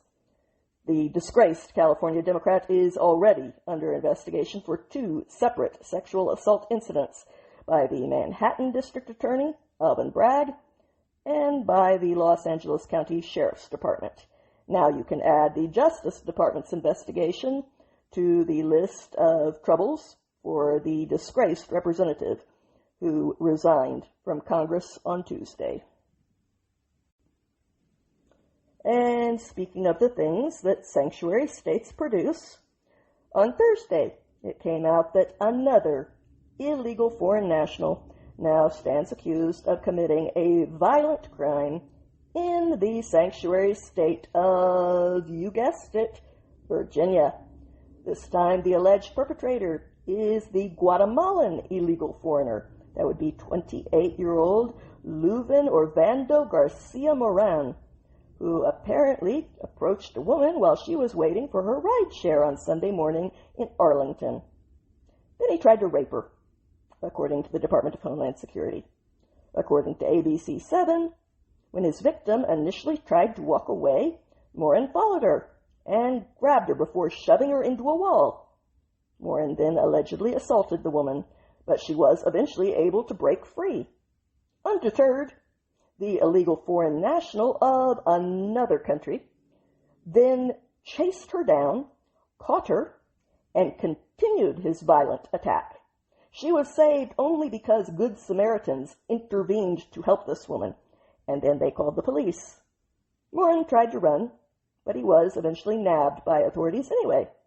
According to DHS, at the time of this attack, Moran had at least 25 prior charges dating back just to 2020.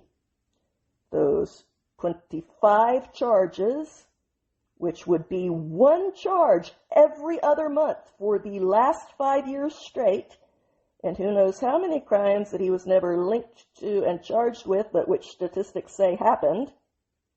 But of the ones that he was charged with, those 25 include assault and battery, attempting to disarm a law enforcement officer, 9 counts of being publicly intoxicated, disorderly conduct, and several probation violations. That is, of course, on top of the breaking and entering into our country illegally. Now, federal authorities are uselessly calling on Virginia's Democrat governor, Abigail Spanberger, and the other sanctuary politicians in that state to not release Moran for a 26th time. But given that Spanberger has refused to allow cooperation in regards to ICE detainers for even murder, why should attempted rape be any different? She has made it perfectly clear that foreign criminals can spill as much of the blood of her people as they like, and she will protect them. All of them. No matter what they do to anyone, including murdering a young mother at a bus stop. Her policies and the welcome mat that she has laid out for the most violent thugs on earth have led to a long string of terrible incidents. Last week, an illegal foreign national of El Salvador was found guilty of 9 counts of sexually groping multiple underage girls in the halls of their high school in Fairfax County. There have also been 3 heinous murders by illegals in that same county just over the last few months. All criminals are being shielded in ways that their victims certainly were not. When it comes to this latest case, the acting Assistant Secretary for the Department of Homeland Security, Lauren Biss, said Virginia's sanctuary policies allowed this illegal alien to go on a crime spree. Despite prior arrests by law enforcement, this criminal was released from jail multiple times before he went on to commit this attempted heinous rape. We are calling on Arlington County sanctuary politicians and Governor Abigail Spanberger to commit to not releasing this criminal from jail back into our communities. How many more times must they release criminals into our neighborhoods to create more innocent victims? While Democrats mull that question over, according to ABC 7, Moran was charged with attempted rape, abduction with intent to defile, and assault and battery.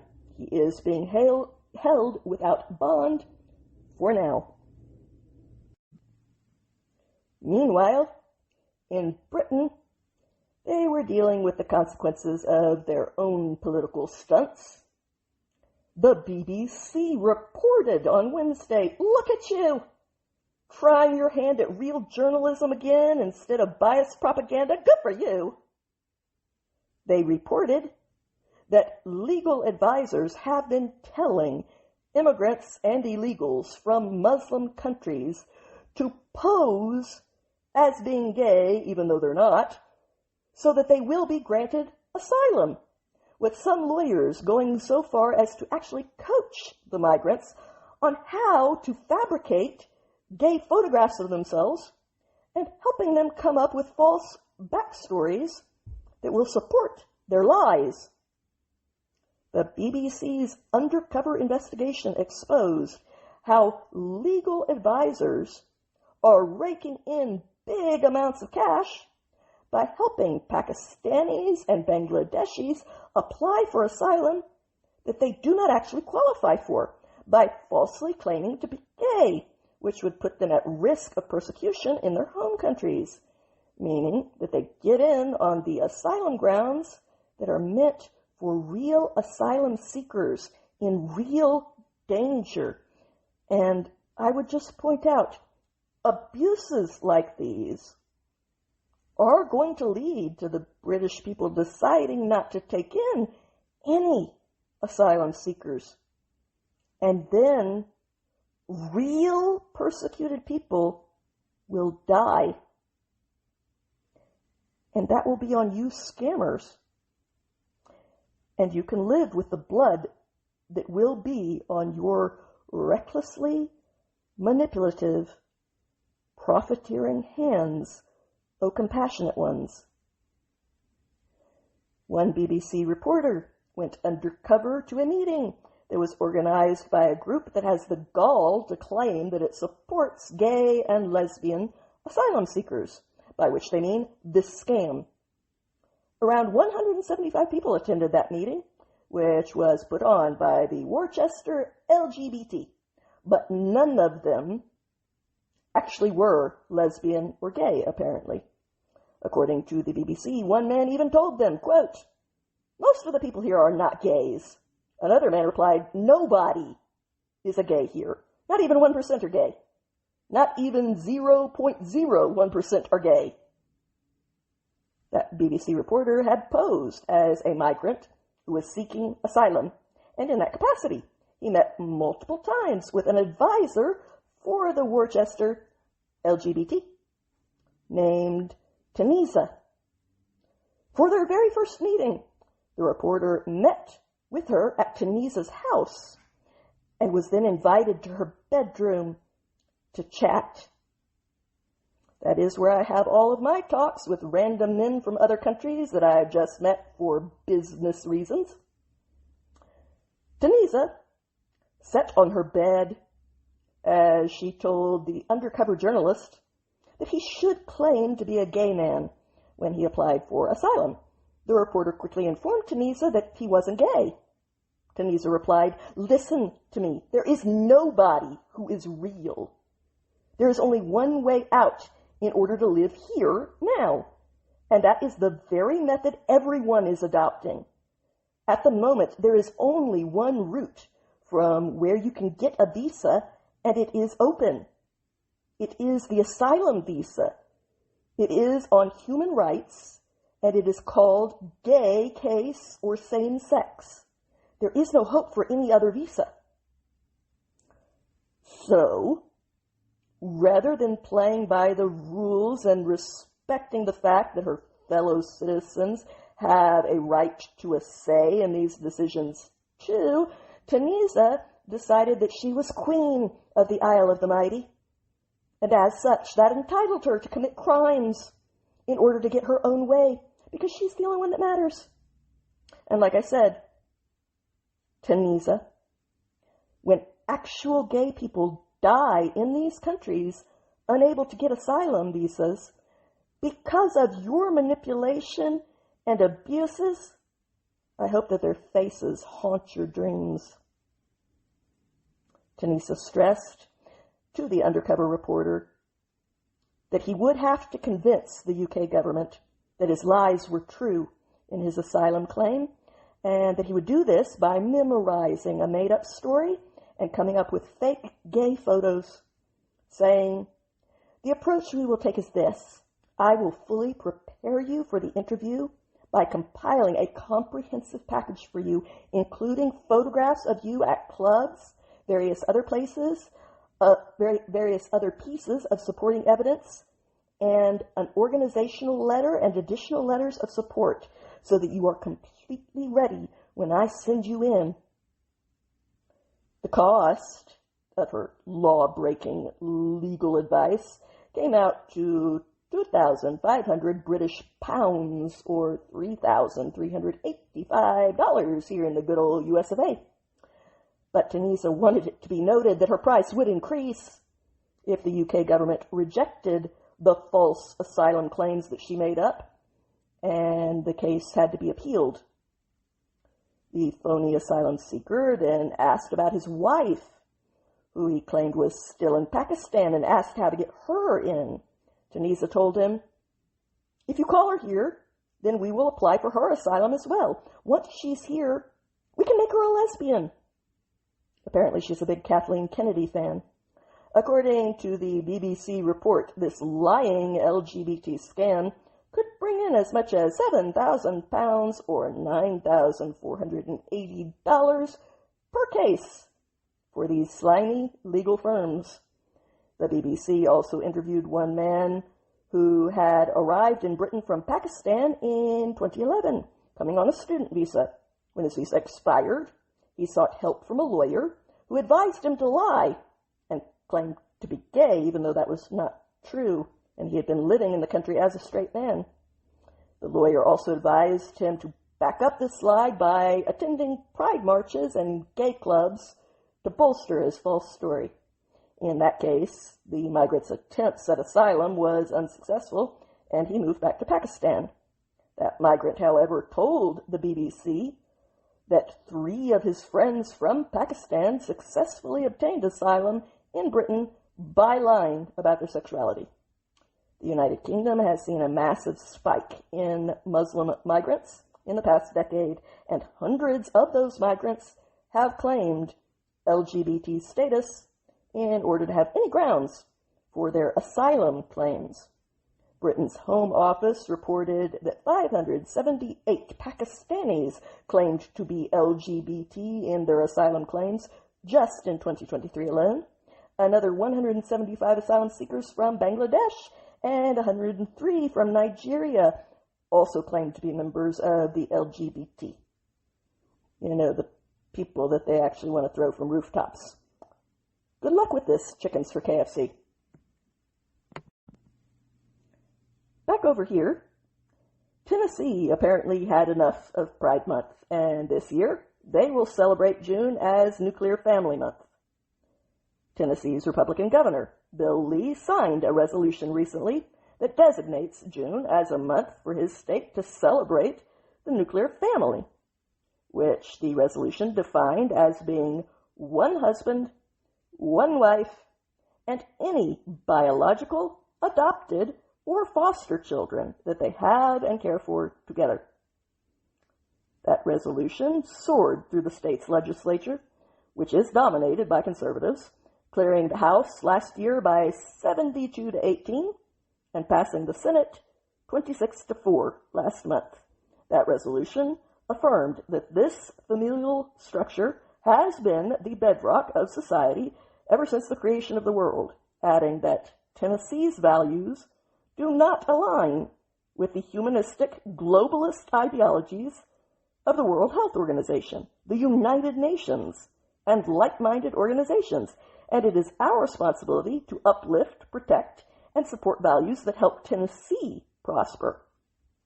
That resolution also highlighted the devastating results that children do suffer in statistically poor outcomes from growing up in fatherless homes, which makes them statistically more likely to go to prison, more likely to abuse drugs, less likely to get an education, more likely to produce children that also grow up in single-parent homes, perpetuating the cycle of bad outcomes, as well as a whole list of subpar economic results.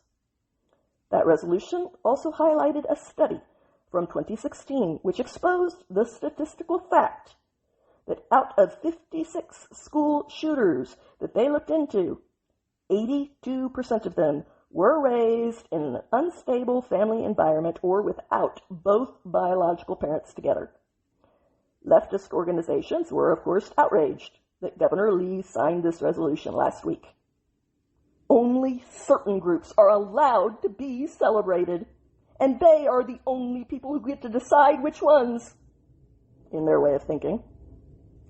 GLAAD called Tennessee lawmakers who passed the resolution clueless. Their spokesman told The Advocate, which is an LGBT news outlet, that the strongest families are grounded by love. Lawmakers trying to exclude and intentionally harm some families should be recognized as actively harming all by not focusing their time working for an inclusive Tennessee where all are welcome and can succeed. Yes, you are bad if you do not focus your time on their priorities. The fact that their claim is statistically untrue, as far as love being the only factor that determines outcomes, does not seem to matter to them, and neither does the fact that claiming that anyone has been harmed in any way by words on a piece of paper that say family is good is equally untrue. June has been recognized across the entire nation as Pride Month ever since Bill Clinton signed a declaration dictating this viewpoint in 1999. Following the Supreme Court's landmark decision in 2015 in favor of legalizing gay marriage, LGBT Pride Month has become increasingly more overbearing, with numerous American organizations and businesses aggressively pushing LGBT propaganda throughout the entire month of June.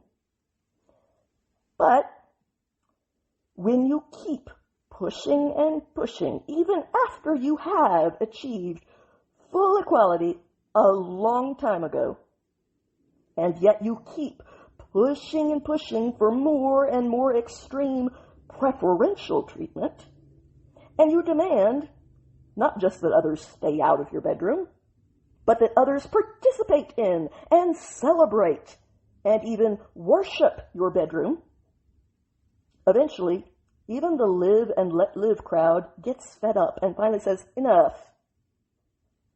Last year, many Americans pushed back against the less constant pushing of LGBT talking points down everyone else's throats and its trumpeting promotion of the harmful transgender butchery of children. In fact, enough Americans pushed back that many companies significantly dialed back their Pride Month displays, and many of the sexually explicit parades that for some reason have to be endured struggled to get their usual sponsors as the tides started shifting. Tennessee was one of the first states to ban often irreversible transgender procedures on children, as well as being one of the first to prohibit schools from hiding a minor child's transitions from their own parents. And they also cracked down on drag queen performances in settings where children are present and designed to be. Now they have made another move to represent the voters who elected them, not the fringe activist groups who lobby them. As far as I'm concerned, everyone deserves to have the life that they want, and that is why we have 50 different states. So stop trying to force us to be you, because we do not try to force you to bend the knee and agree with us. And it is time that that sort of respect finally started being mutual again instead of a perpetual one-way street. And speaking of the need to end the double standards, a newly introduced bill in California that is supposedly meant to protect workers who provide support services for immigration seems to actually be aimed more at hindering independent journalists from being able to report on any of their abuses and the massive financial fraud loss of tax dollars. Let's be real. This has become an era of citizen-driven accountability via viral exposés, for better or for worse. And there is some of both, for sure. And in response to that reality and the fact that apparently taxpayers don't actually like having their money stolen from them in massive amounts for total BS, this measure seems to be designed to shield any companies that are involved in perpetrating fraud on the taxpayers from being exposed to any public scrutiny. This measure has even been nicknamed the Stop Nick Shirley Act, but it is officially known as Assembly Bill 2624, and it was introduced by the Democrat Assemblywoman Mia Bonta. She is the wife of California's Attorney General Rob Bonta. Her bill would establish a confidentiality program for immigration service providers who end up facing anything that the state deems to be, quote, threats of violence or harassment from the public, meaning criticism of any kind. After all, these are the same people who repeatedly tried to tell us that speech is violence. Their bill would also prohibit any person from posting online the personal information or image of a designated immigration support service provider, employee, volunteer, or patient, or other individuals residing in the same home address. They are, of course, still fine with doxing ICE agents. I didn't want you to panic there. Violations for doxing their fraudsters could, however, result in fines of up to $10,000 or up to 1 year in jail. Critics of this proposed legislation include the Republican Assembly member Carl DeMaio, who correctly asserts the obvious, that the bill could be leveraged in order to block all investigative reporting, especially online, and silence citizen journalists exposing fraud and abuse of taxpayer dollars. Instead of fixing the fraud problems being uncovered, Sacramento politicians are trying to shut down the people exposing them. AB 2624 would allow activists and taxpayer-funded organizations to demand the removal of video evidence, even if it captures misconduct in plain view. And it threatens journalists with massive financial penalties. That is not about public safety. It's about protecting powerful interests. This all comes in the wake of massive amounts of fraud that were exposed in Minnesota by Nick Shirley, a young independent journalist whose viral videos exposed daycare fraud in Minnesota that was alleged against the Somali community, who has also been involved in gross amounts of fraud elsewhere as well, and that claim is based on convictions that have happened in a court of law. Then Nick Shirley set his sights on the massive amount of home health care fraud in California, which ignited an online feud with that state's disgraceful Democrat governor, Gavin Newsom. In response to the bill that was clearly inspired by and directed primarily at him, Nick Shirley posted, under AB 2624, government-funded entities like the Somali Leering daycare centers would be protected from being exposed if they operated inside California. The enemy truly is within. When our politicians would rather protect fraudsters and illegal migrants, it's time for us to stand up or face mass oppression from the traitors who rule over us. Assemblywoman Bonta denied the allegations that her bill is clearly targeting journalism, for whatever that denial is worth to you. Nothing to see here, The fact that it lets them do that is one gigantic coincidence. Pay no attention to the man behind the curtain. She claimed that the bill is designed to shield workers from having their personal information publicly exposed and to provide legal tools to prevent and respond to targeted harassment.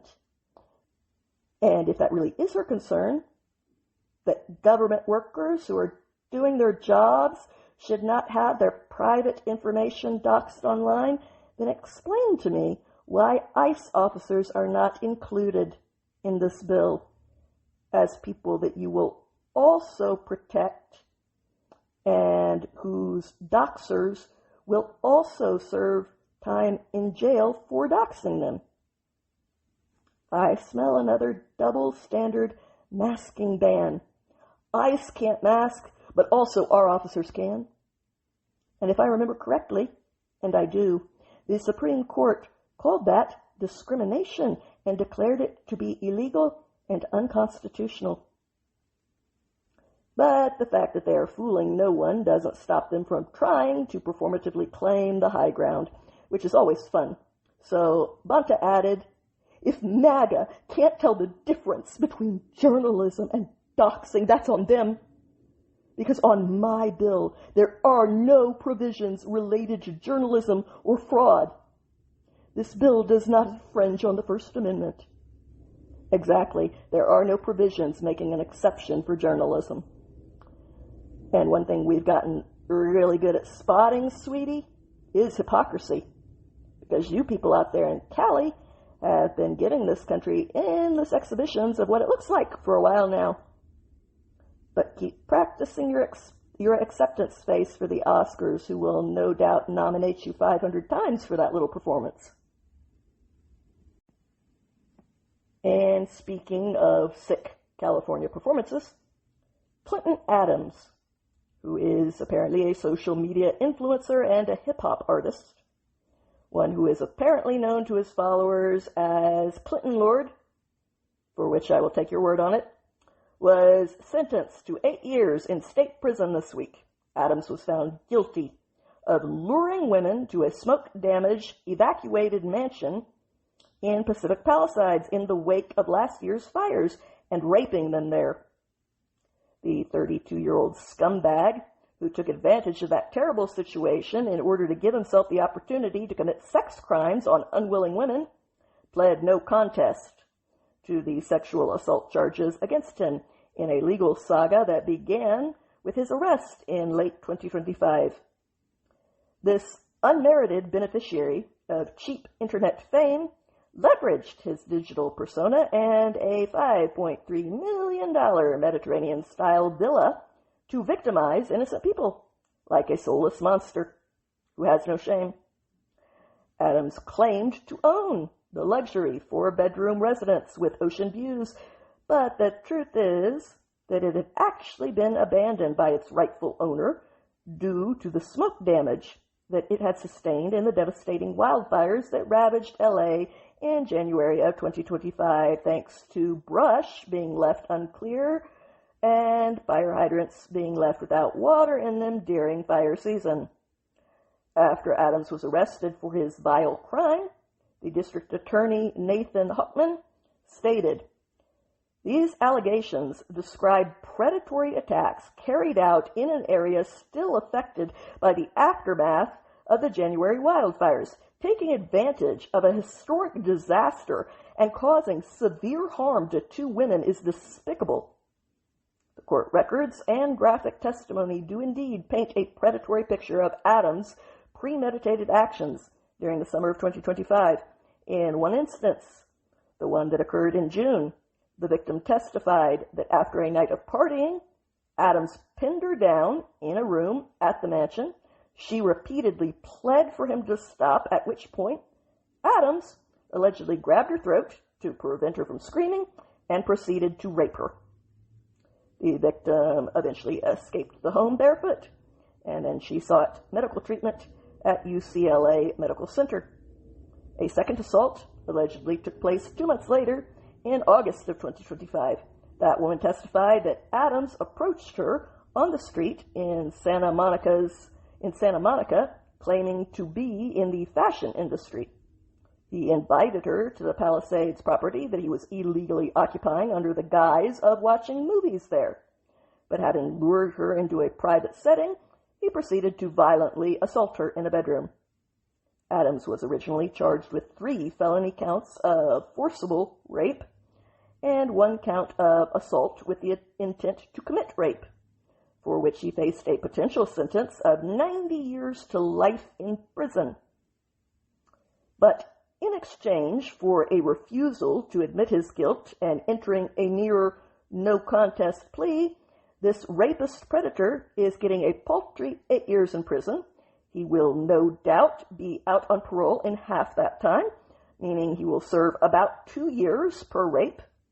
And I hope that all of you people who followed him and made much of this possible are proud of yourselves for giving the power of fame to someone who clearly did not merit it. Meanwhile, there were other crimes drawing attention. The executive branch is investigating a pattern of troubling deaths and disappearances that have been taking place among scientists and researchers, who each reportedly had access to classified information at some point during their careers. In a statement on Friday afternoon, the White House press secretary, Caroline Leavitt, said, "In light of the recent and legitimate questions about these troubling cases and President Trump's commitment to the truth, the White House is actively working with all relevant agencies and FBI to holistically review all of the cases together and identify any potential commonalities that may exist. No stone will be unturned in this effort, and the White House will provide updates when we have them." By which she is referring to the fact that at least 11 scientists have died or disappeared under strange circumstances. And according to Fox News, all of these individuals have been tied to military, nuclear, or aerospace research. Trump had this to say the day before: "I hope it's random, but we're going to know in the next week and a half. Pretty serious stuff, hopefully a coincidence or whatever you want to call it." Here are some of the facts that are being investigated. Amy Erskridge was an Alabama researcher who died on June 11, 2022, at the young age of 34 from an apparent self-inflicted gunshot wound. She had co-founded the Institute for Exotic Science and worked on anti-gravity research. In 2020, she had an interview with the YouTuber Jeremy Rice, where she described receiving harassment threats and suffering active sabotage of her research. In that interview, she even went so far as to say, "If you stick your neck out in public, at least someone notices if your head gets chopped off. If you stick your neck out in private, they will bury you. They will burn down your house while you're sleeping in your bed, and it won't even make the news." Other strange cases that are drawing questions include that of the NASA scientist Monica DeCinto Reza, who vanished during a hike in June of 2025. Then there was the astrophysicist Carl Guillemar, who was shot on his front porch back in February, as well as the MIT physicist Nuno Loreno, who was shot and killed inside his home last December. Even the Air Force Major General Williams McCaslin simply vanished from his Albuquerque home in New Mexico just a few weeks ago in March. The NASA researcher Michael Hicks passed away in July of 2023, while the NASA engineer Frank Mywald died in July of 2024. 2 Los Alamos employees went missing as well, and they have not yet been found. That would be Melissa Cassius, who went missing in June of 2025, and Anthony Chavez, who went missing just before she did in May of 2025. The pharmaceutical scientist Jason Thomas also went missing in December, and his body was recently discovered at the bottom of a pond in Massachusetts. And the government contractor with the Kansas City National Security Campus, Stephen Garcia, disappeared in Albuquerque in 2025, allegedly with only a handgun. Officials have not established that there even is any connection between these various deaths and disappearances, but the frequency of these incidents is growing increasingly disturbing. 4 of these mysterious cases involve researchers in New Mexico, where the Los Alamos National Laboratory is located. According to Fox News Digital, the National Nuclear Security Administration at the Department of Energy is aware of the reports and is looking into the matter. Other deaths required attention as well, as the 100th verse of the same song was rolled out. An illegal foreign national apparently killed 2 little boys in South Carolina as a result of his entirely self-centered, I'm the only person in the world who matters at all decision to drive around through the streets blind drunk. And the Daily Wire reported that federal authorities have moved to take custody of this problem of some other country to put him up for potential deportation. Here's what happened. According to Fox Carolina, Ari Perez was allegedly so drunk that he veered completely off the road and up onto a sidewalk in Spartanburg County last Sunday, where he mowed down 12-year-old Darian James Robinson and 9-year-old Michael Lee Smith, as these innocent little boys were out riding their bikes, playing. ICE has since lodged a detainer asking the local authorities to hand over Perez, who they noted had snuck into our country illegally, and proceeded to become a drunk. One who just killed 2 children. That was his idea of contributing. Sophia Pagliuca, a family friend who had lived with little Darian for years, pointed out that his death was entirely preventable, while also expressing understandable outrage over his alleged killer's illegal invasion of our country, the ignoring of which just cost 2 children their lives. You may not like those facts, but those are the facts. She told the Daily Wire that the little boy that she knew so well, quote, he should be alive right now. And it was a preventable death, and that is what adds a whole other layer to this. Something has to change. There has to be a solution here that serves justice while preventing any other children or any person from dying in this way. Worst of all, WHNS reported that the little boy's mother witnessed the crash because little Darian's mother was accompanying the 2 boys on their fun bike ride. She was almost it herself and immediately ran to their aid and performed CPR. But to no avail. Her son and his friend died while she was helpless to save them. Her son was 3 days away from his 13th birthday. Miss Pagliuca described him as a joyful child, adding, and in the way that many boys are so rambunctious and all boys want to fight and want to get dirty, he just wanted to sit with you. And even as a little child, he didn't speak for a long time. He was older when he started speaking, probably like 3 years old. And he didn't even have to say anything to you for you to feel so joyful. I work in the child care industry now, and no other child I've met has had the same sense of joy and the same ability to lift spirits that Darian had. He was so special. As for the criminal who stole that little boy's life, according to WHNS, Perez was allegedly so drunk at the time of his reckless disregard of everyone else, the one that resulted in a fatal crash, that police actually had to hold him up. He couldn't stay on his feet, which is way more than I would have done in their shoes. Perez also admitted that he had been drinking all day Saturday and all day Sunday, according to authorities. That's what you call contributing, is it? There was a passenger in Perez's vehicle, one who let him drive that drunk and then fled the scene and was never caught. So another upstanding contributor, no doubt. He didn't try to help the dying children. No, once again, we're talking about people who believe that theirs is the only skin out there that matters.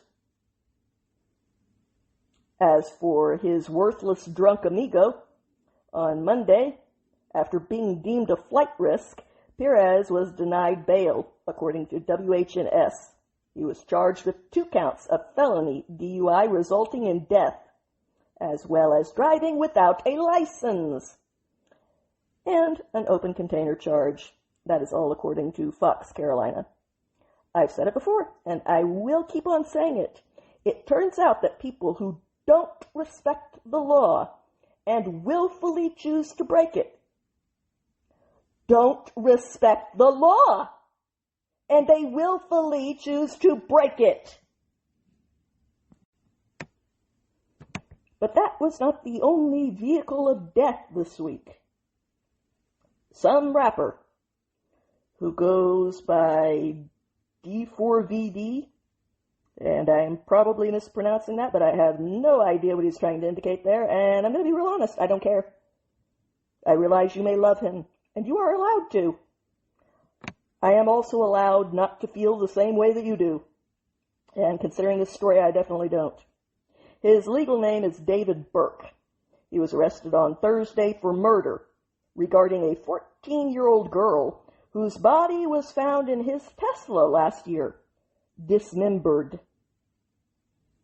The Los Angeles Police Department said that the 21-year-old has now been booked on suspicion of murdering Celeste Rivas Hernandez, and he is being held without bail for now.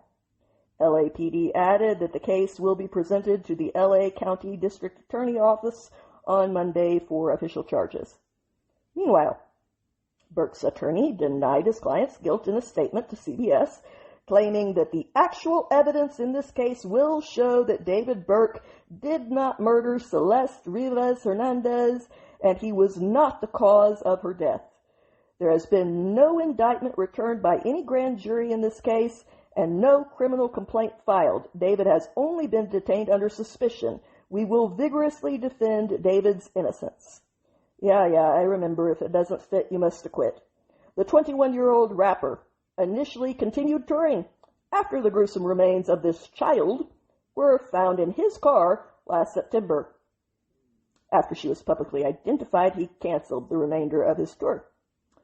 As for the poor victim here, the pieces of Celeste's dismembered body were stuffed into various bags, which were left inside of Burke's abandoned Tesla, which was eventually impounded by the city. After employees there reported a foul stench coming from the vehicle, the car was searched, and what was left of this little girl was discovered. According to CBS News, the Riverside County Sheriff's Department confirmed that Celeste had been reported missing from Lake Elsinore more than a year ago. According to her missing persons flyer, the 14-year-old was last seen leaving her home on April 5th, 2024. Burke, the romantic homicide singer, sometimes the irony really does seem scripted, in whose car her dismembered remains were found, has 2 million followers on Instagram and 5.4 billion streams on Spotify. And speaking of the wake of trauma that a handful of unimaginably bad apples inflict on countless people around them, and the very serious issues that produces, on Saturday, President Trump signed an executive order to fast-track access for veterans with PTSD to psychedelic treatments for that and for other severe mental health conditions. This order directed various agencies, including the Food and Drug Administration, the FDA, and the Department of Veterans Affairs, to accelerate the clinical trials, cut the bureaucratic delays, and expand right-to-try access for the patients who have exhausted all of the traditional treatment options out there. These psychedelic treatments have shown immense promise, but for years they have been stuck in red tape while veterans continue to fall through the cracks of a trial and error mental health system. With lives on the line, there has nevertheless been no urgency to move on this front, although there has been plenty on other, much less promising but much more profitable fronts. So a shift away from profiteering hypocrisy is long overdue. 2 words: Sackler family. Who needs drug dealers when you have people like that? This executive order is based on a growing body of research which suggests that supervised psychedelic therapies like ibogaine can actually deliver on dramatic results that conventional treatments don't even begin to approach under the best of circumstances, and they rarely produce the best of circumstances. A Stanford study on special operations veterans saw an 80 to 90% reduction in depression and anxiety symptoms within 1 month. But at the signing ceremony, one veteran put it much more bluntly than any study could, telling the president, "This treatment saved my life, helped me get off opiates, sleep for the first time in over 10 years. To put it bluntly, most of the time, the existing medications and therapies simply do not work. And even when they do, they very often come with significant side effects and, at best, years of treatment that usually becomes a lifetime of profits in exchange for barely noticeable results. Among veterans, the crisis is acute, resulting in more than 6,000 suicides every year for the last 2 decades and beyond, a statistic that has remained firmly entrenched despite billions of dollars in federal spending to try and address it. This order at least attempts to break that cycle by not just funding more research, which it does, but by also forcing the system to move faster. It directed the FDA to prioritize the psychedelic drugs that have already been designated as breakthrough therapies, ones that show a substantial improvement in outcomes over the existing options. It also pushes regulators to shorten their review timelines, while expanding access to those with no other options even before the full approval is official. By opening the right to try pathway, patients with treatment-resistant conditions may be able to access these therapies under medical supervision rather than waiting years for the final regulatory green light to take place. That shift could prove significant, not just for veterans, but also for first responders and trauma survivors who have exhausted the current ineffective options, many of whom are seeking potentially unsafe treatments in foreign countries as a result. So you are not stopping this, you are just making it less safe and less controlled while propping up a tragic high suicide rate. This order also mandates increased data sharing between health agencies so that efforts are actually coordinated for a change, as well as expanding clinical trial participation and granting at least $50 million in federal support for the state-level research efforts. Sorry about that, we had some technical issues. States like Texas have already invested heavily in ibogaine research, and the federal government is now stepping in to match those efforts. Even the skeptics in the medical field admit that the evidence is becoming harder and harder to ignore. At the signing, one researcher said, "We have a tool that could allow the body to heal itself if we know how to properly use it." Ideally, this could be the beginning of a shift away from perpetual symptom management and a move towards temporary treatments that offer a lasting change, meaning that for everyday Americans, these options could be available through doctors rather than subjecting desperate people to costly treatments abroad or to years of suffering on wait lists. If these therapies end up proving to be effective, and the early data suggests that they are, the question shifts from whether or not these curative treatments should exist to how can people get supervised access to them sometime this millennia. That's it for me this week. Thank you for listening to this week's episode. I hope that you enjoyed it. If you did, I would ask you to please help me build this podcast into success by clicking the like and follow buttons, because that is what does the trick in making these things successful, and it doesn't cost anything to do. And I hope you come back again next week. Until then, have a good week, my friends.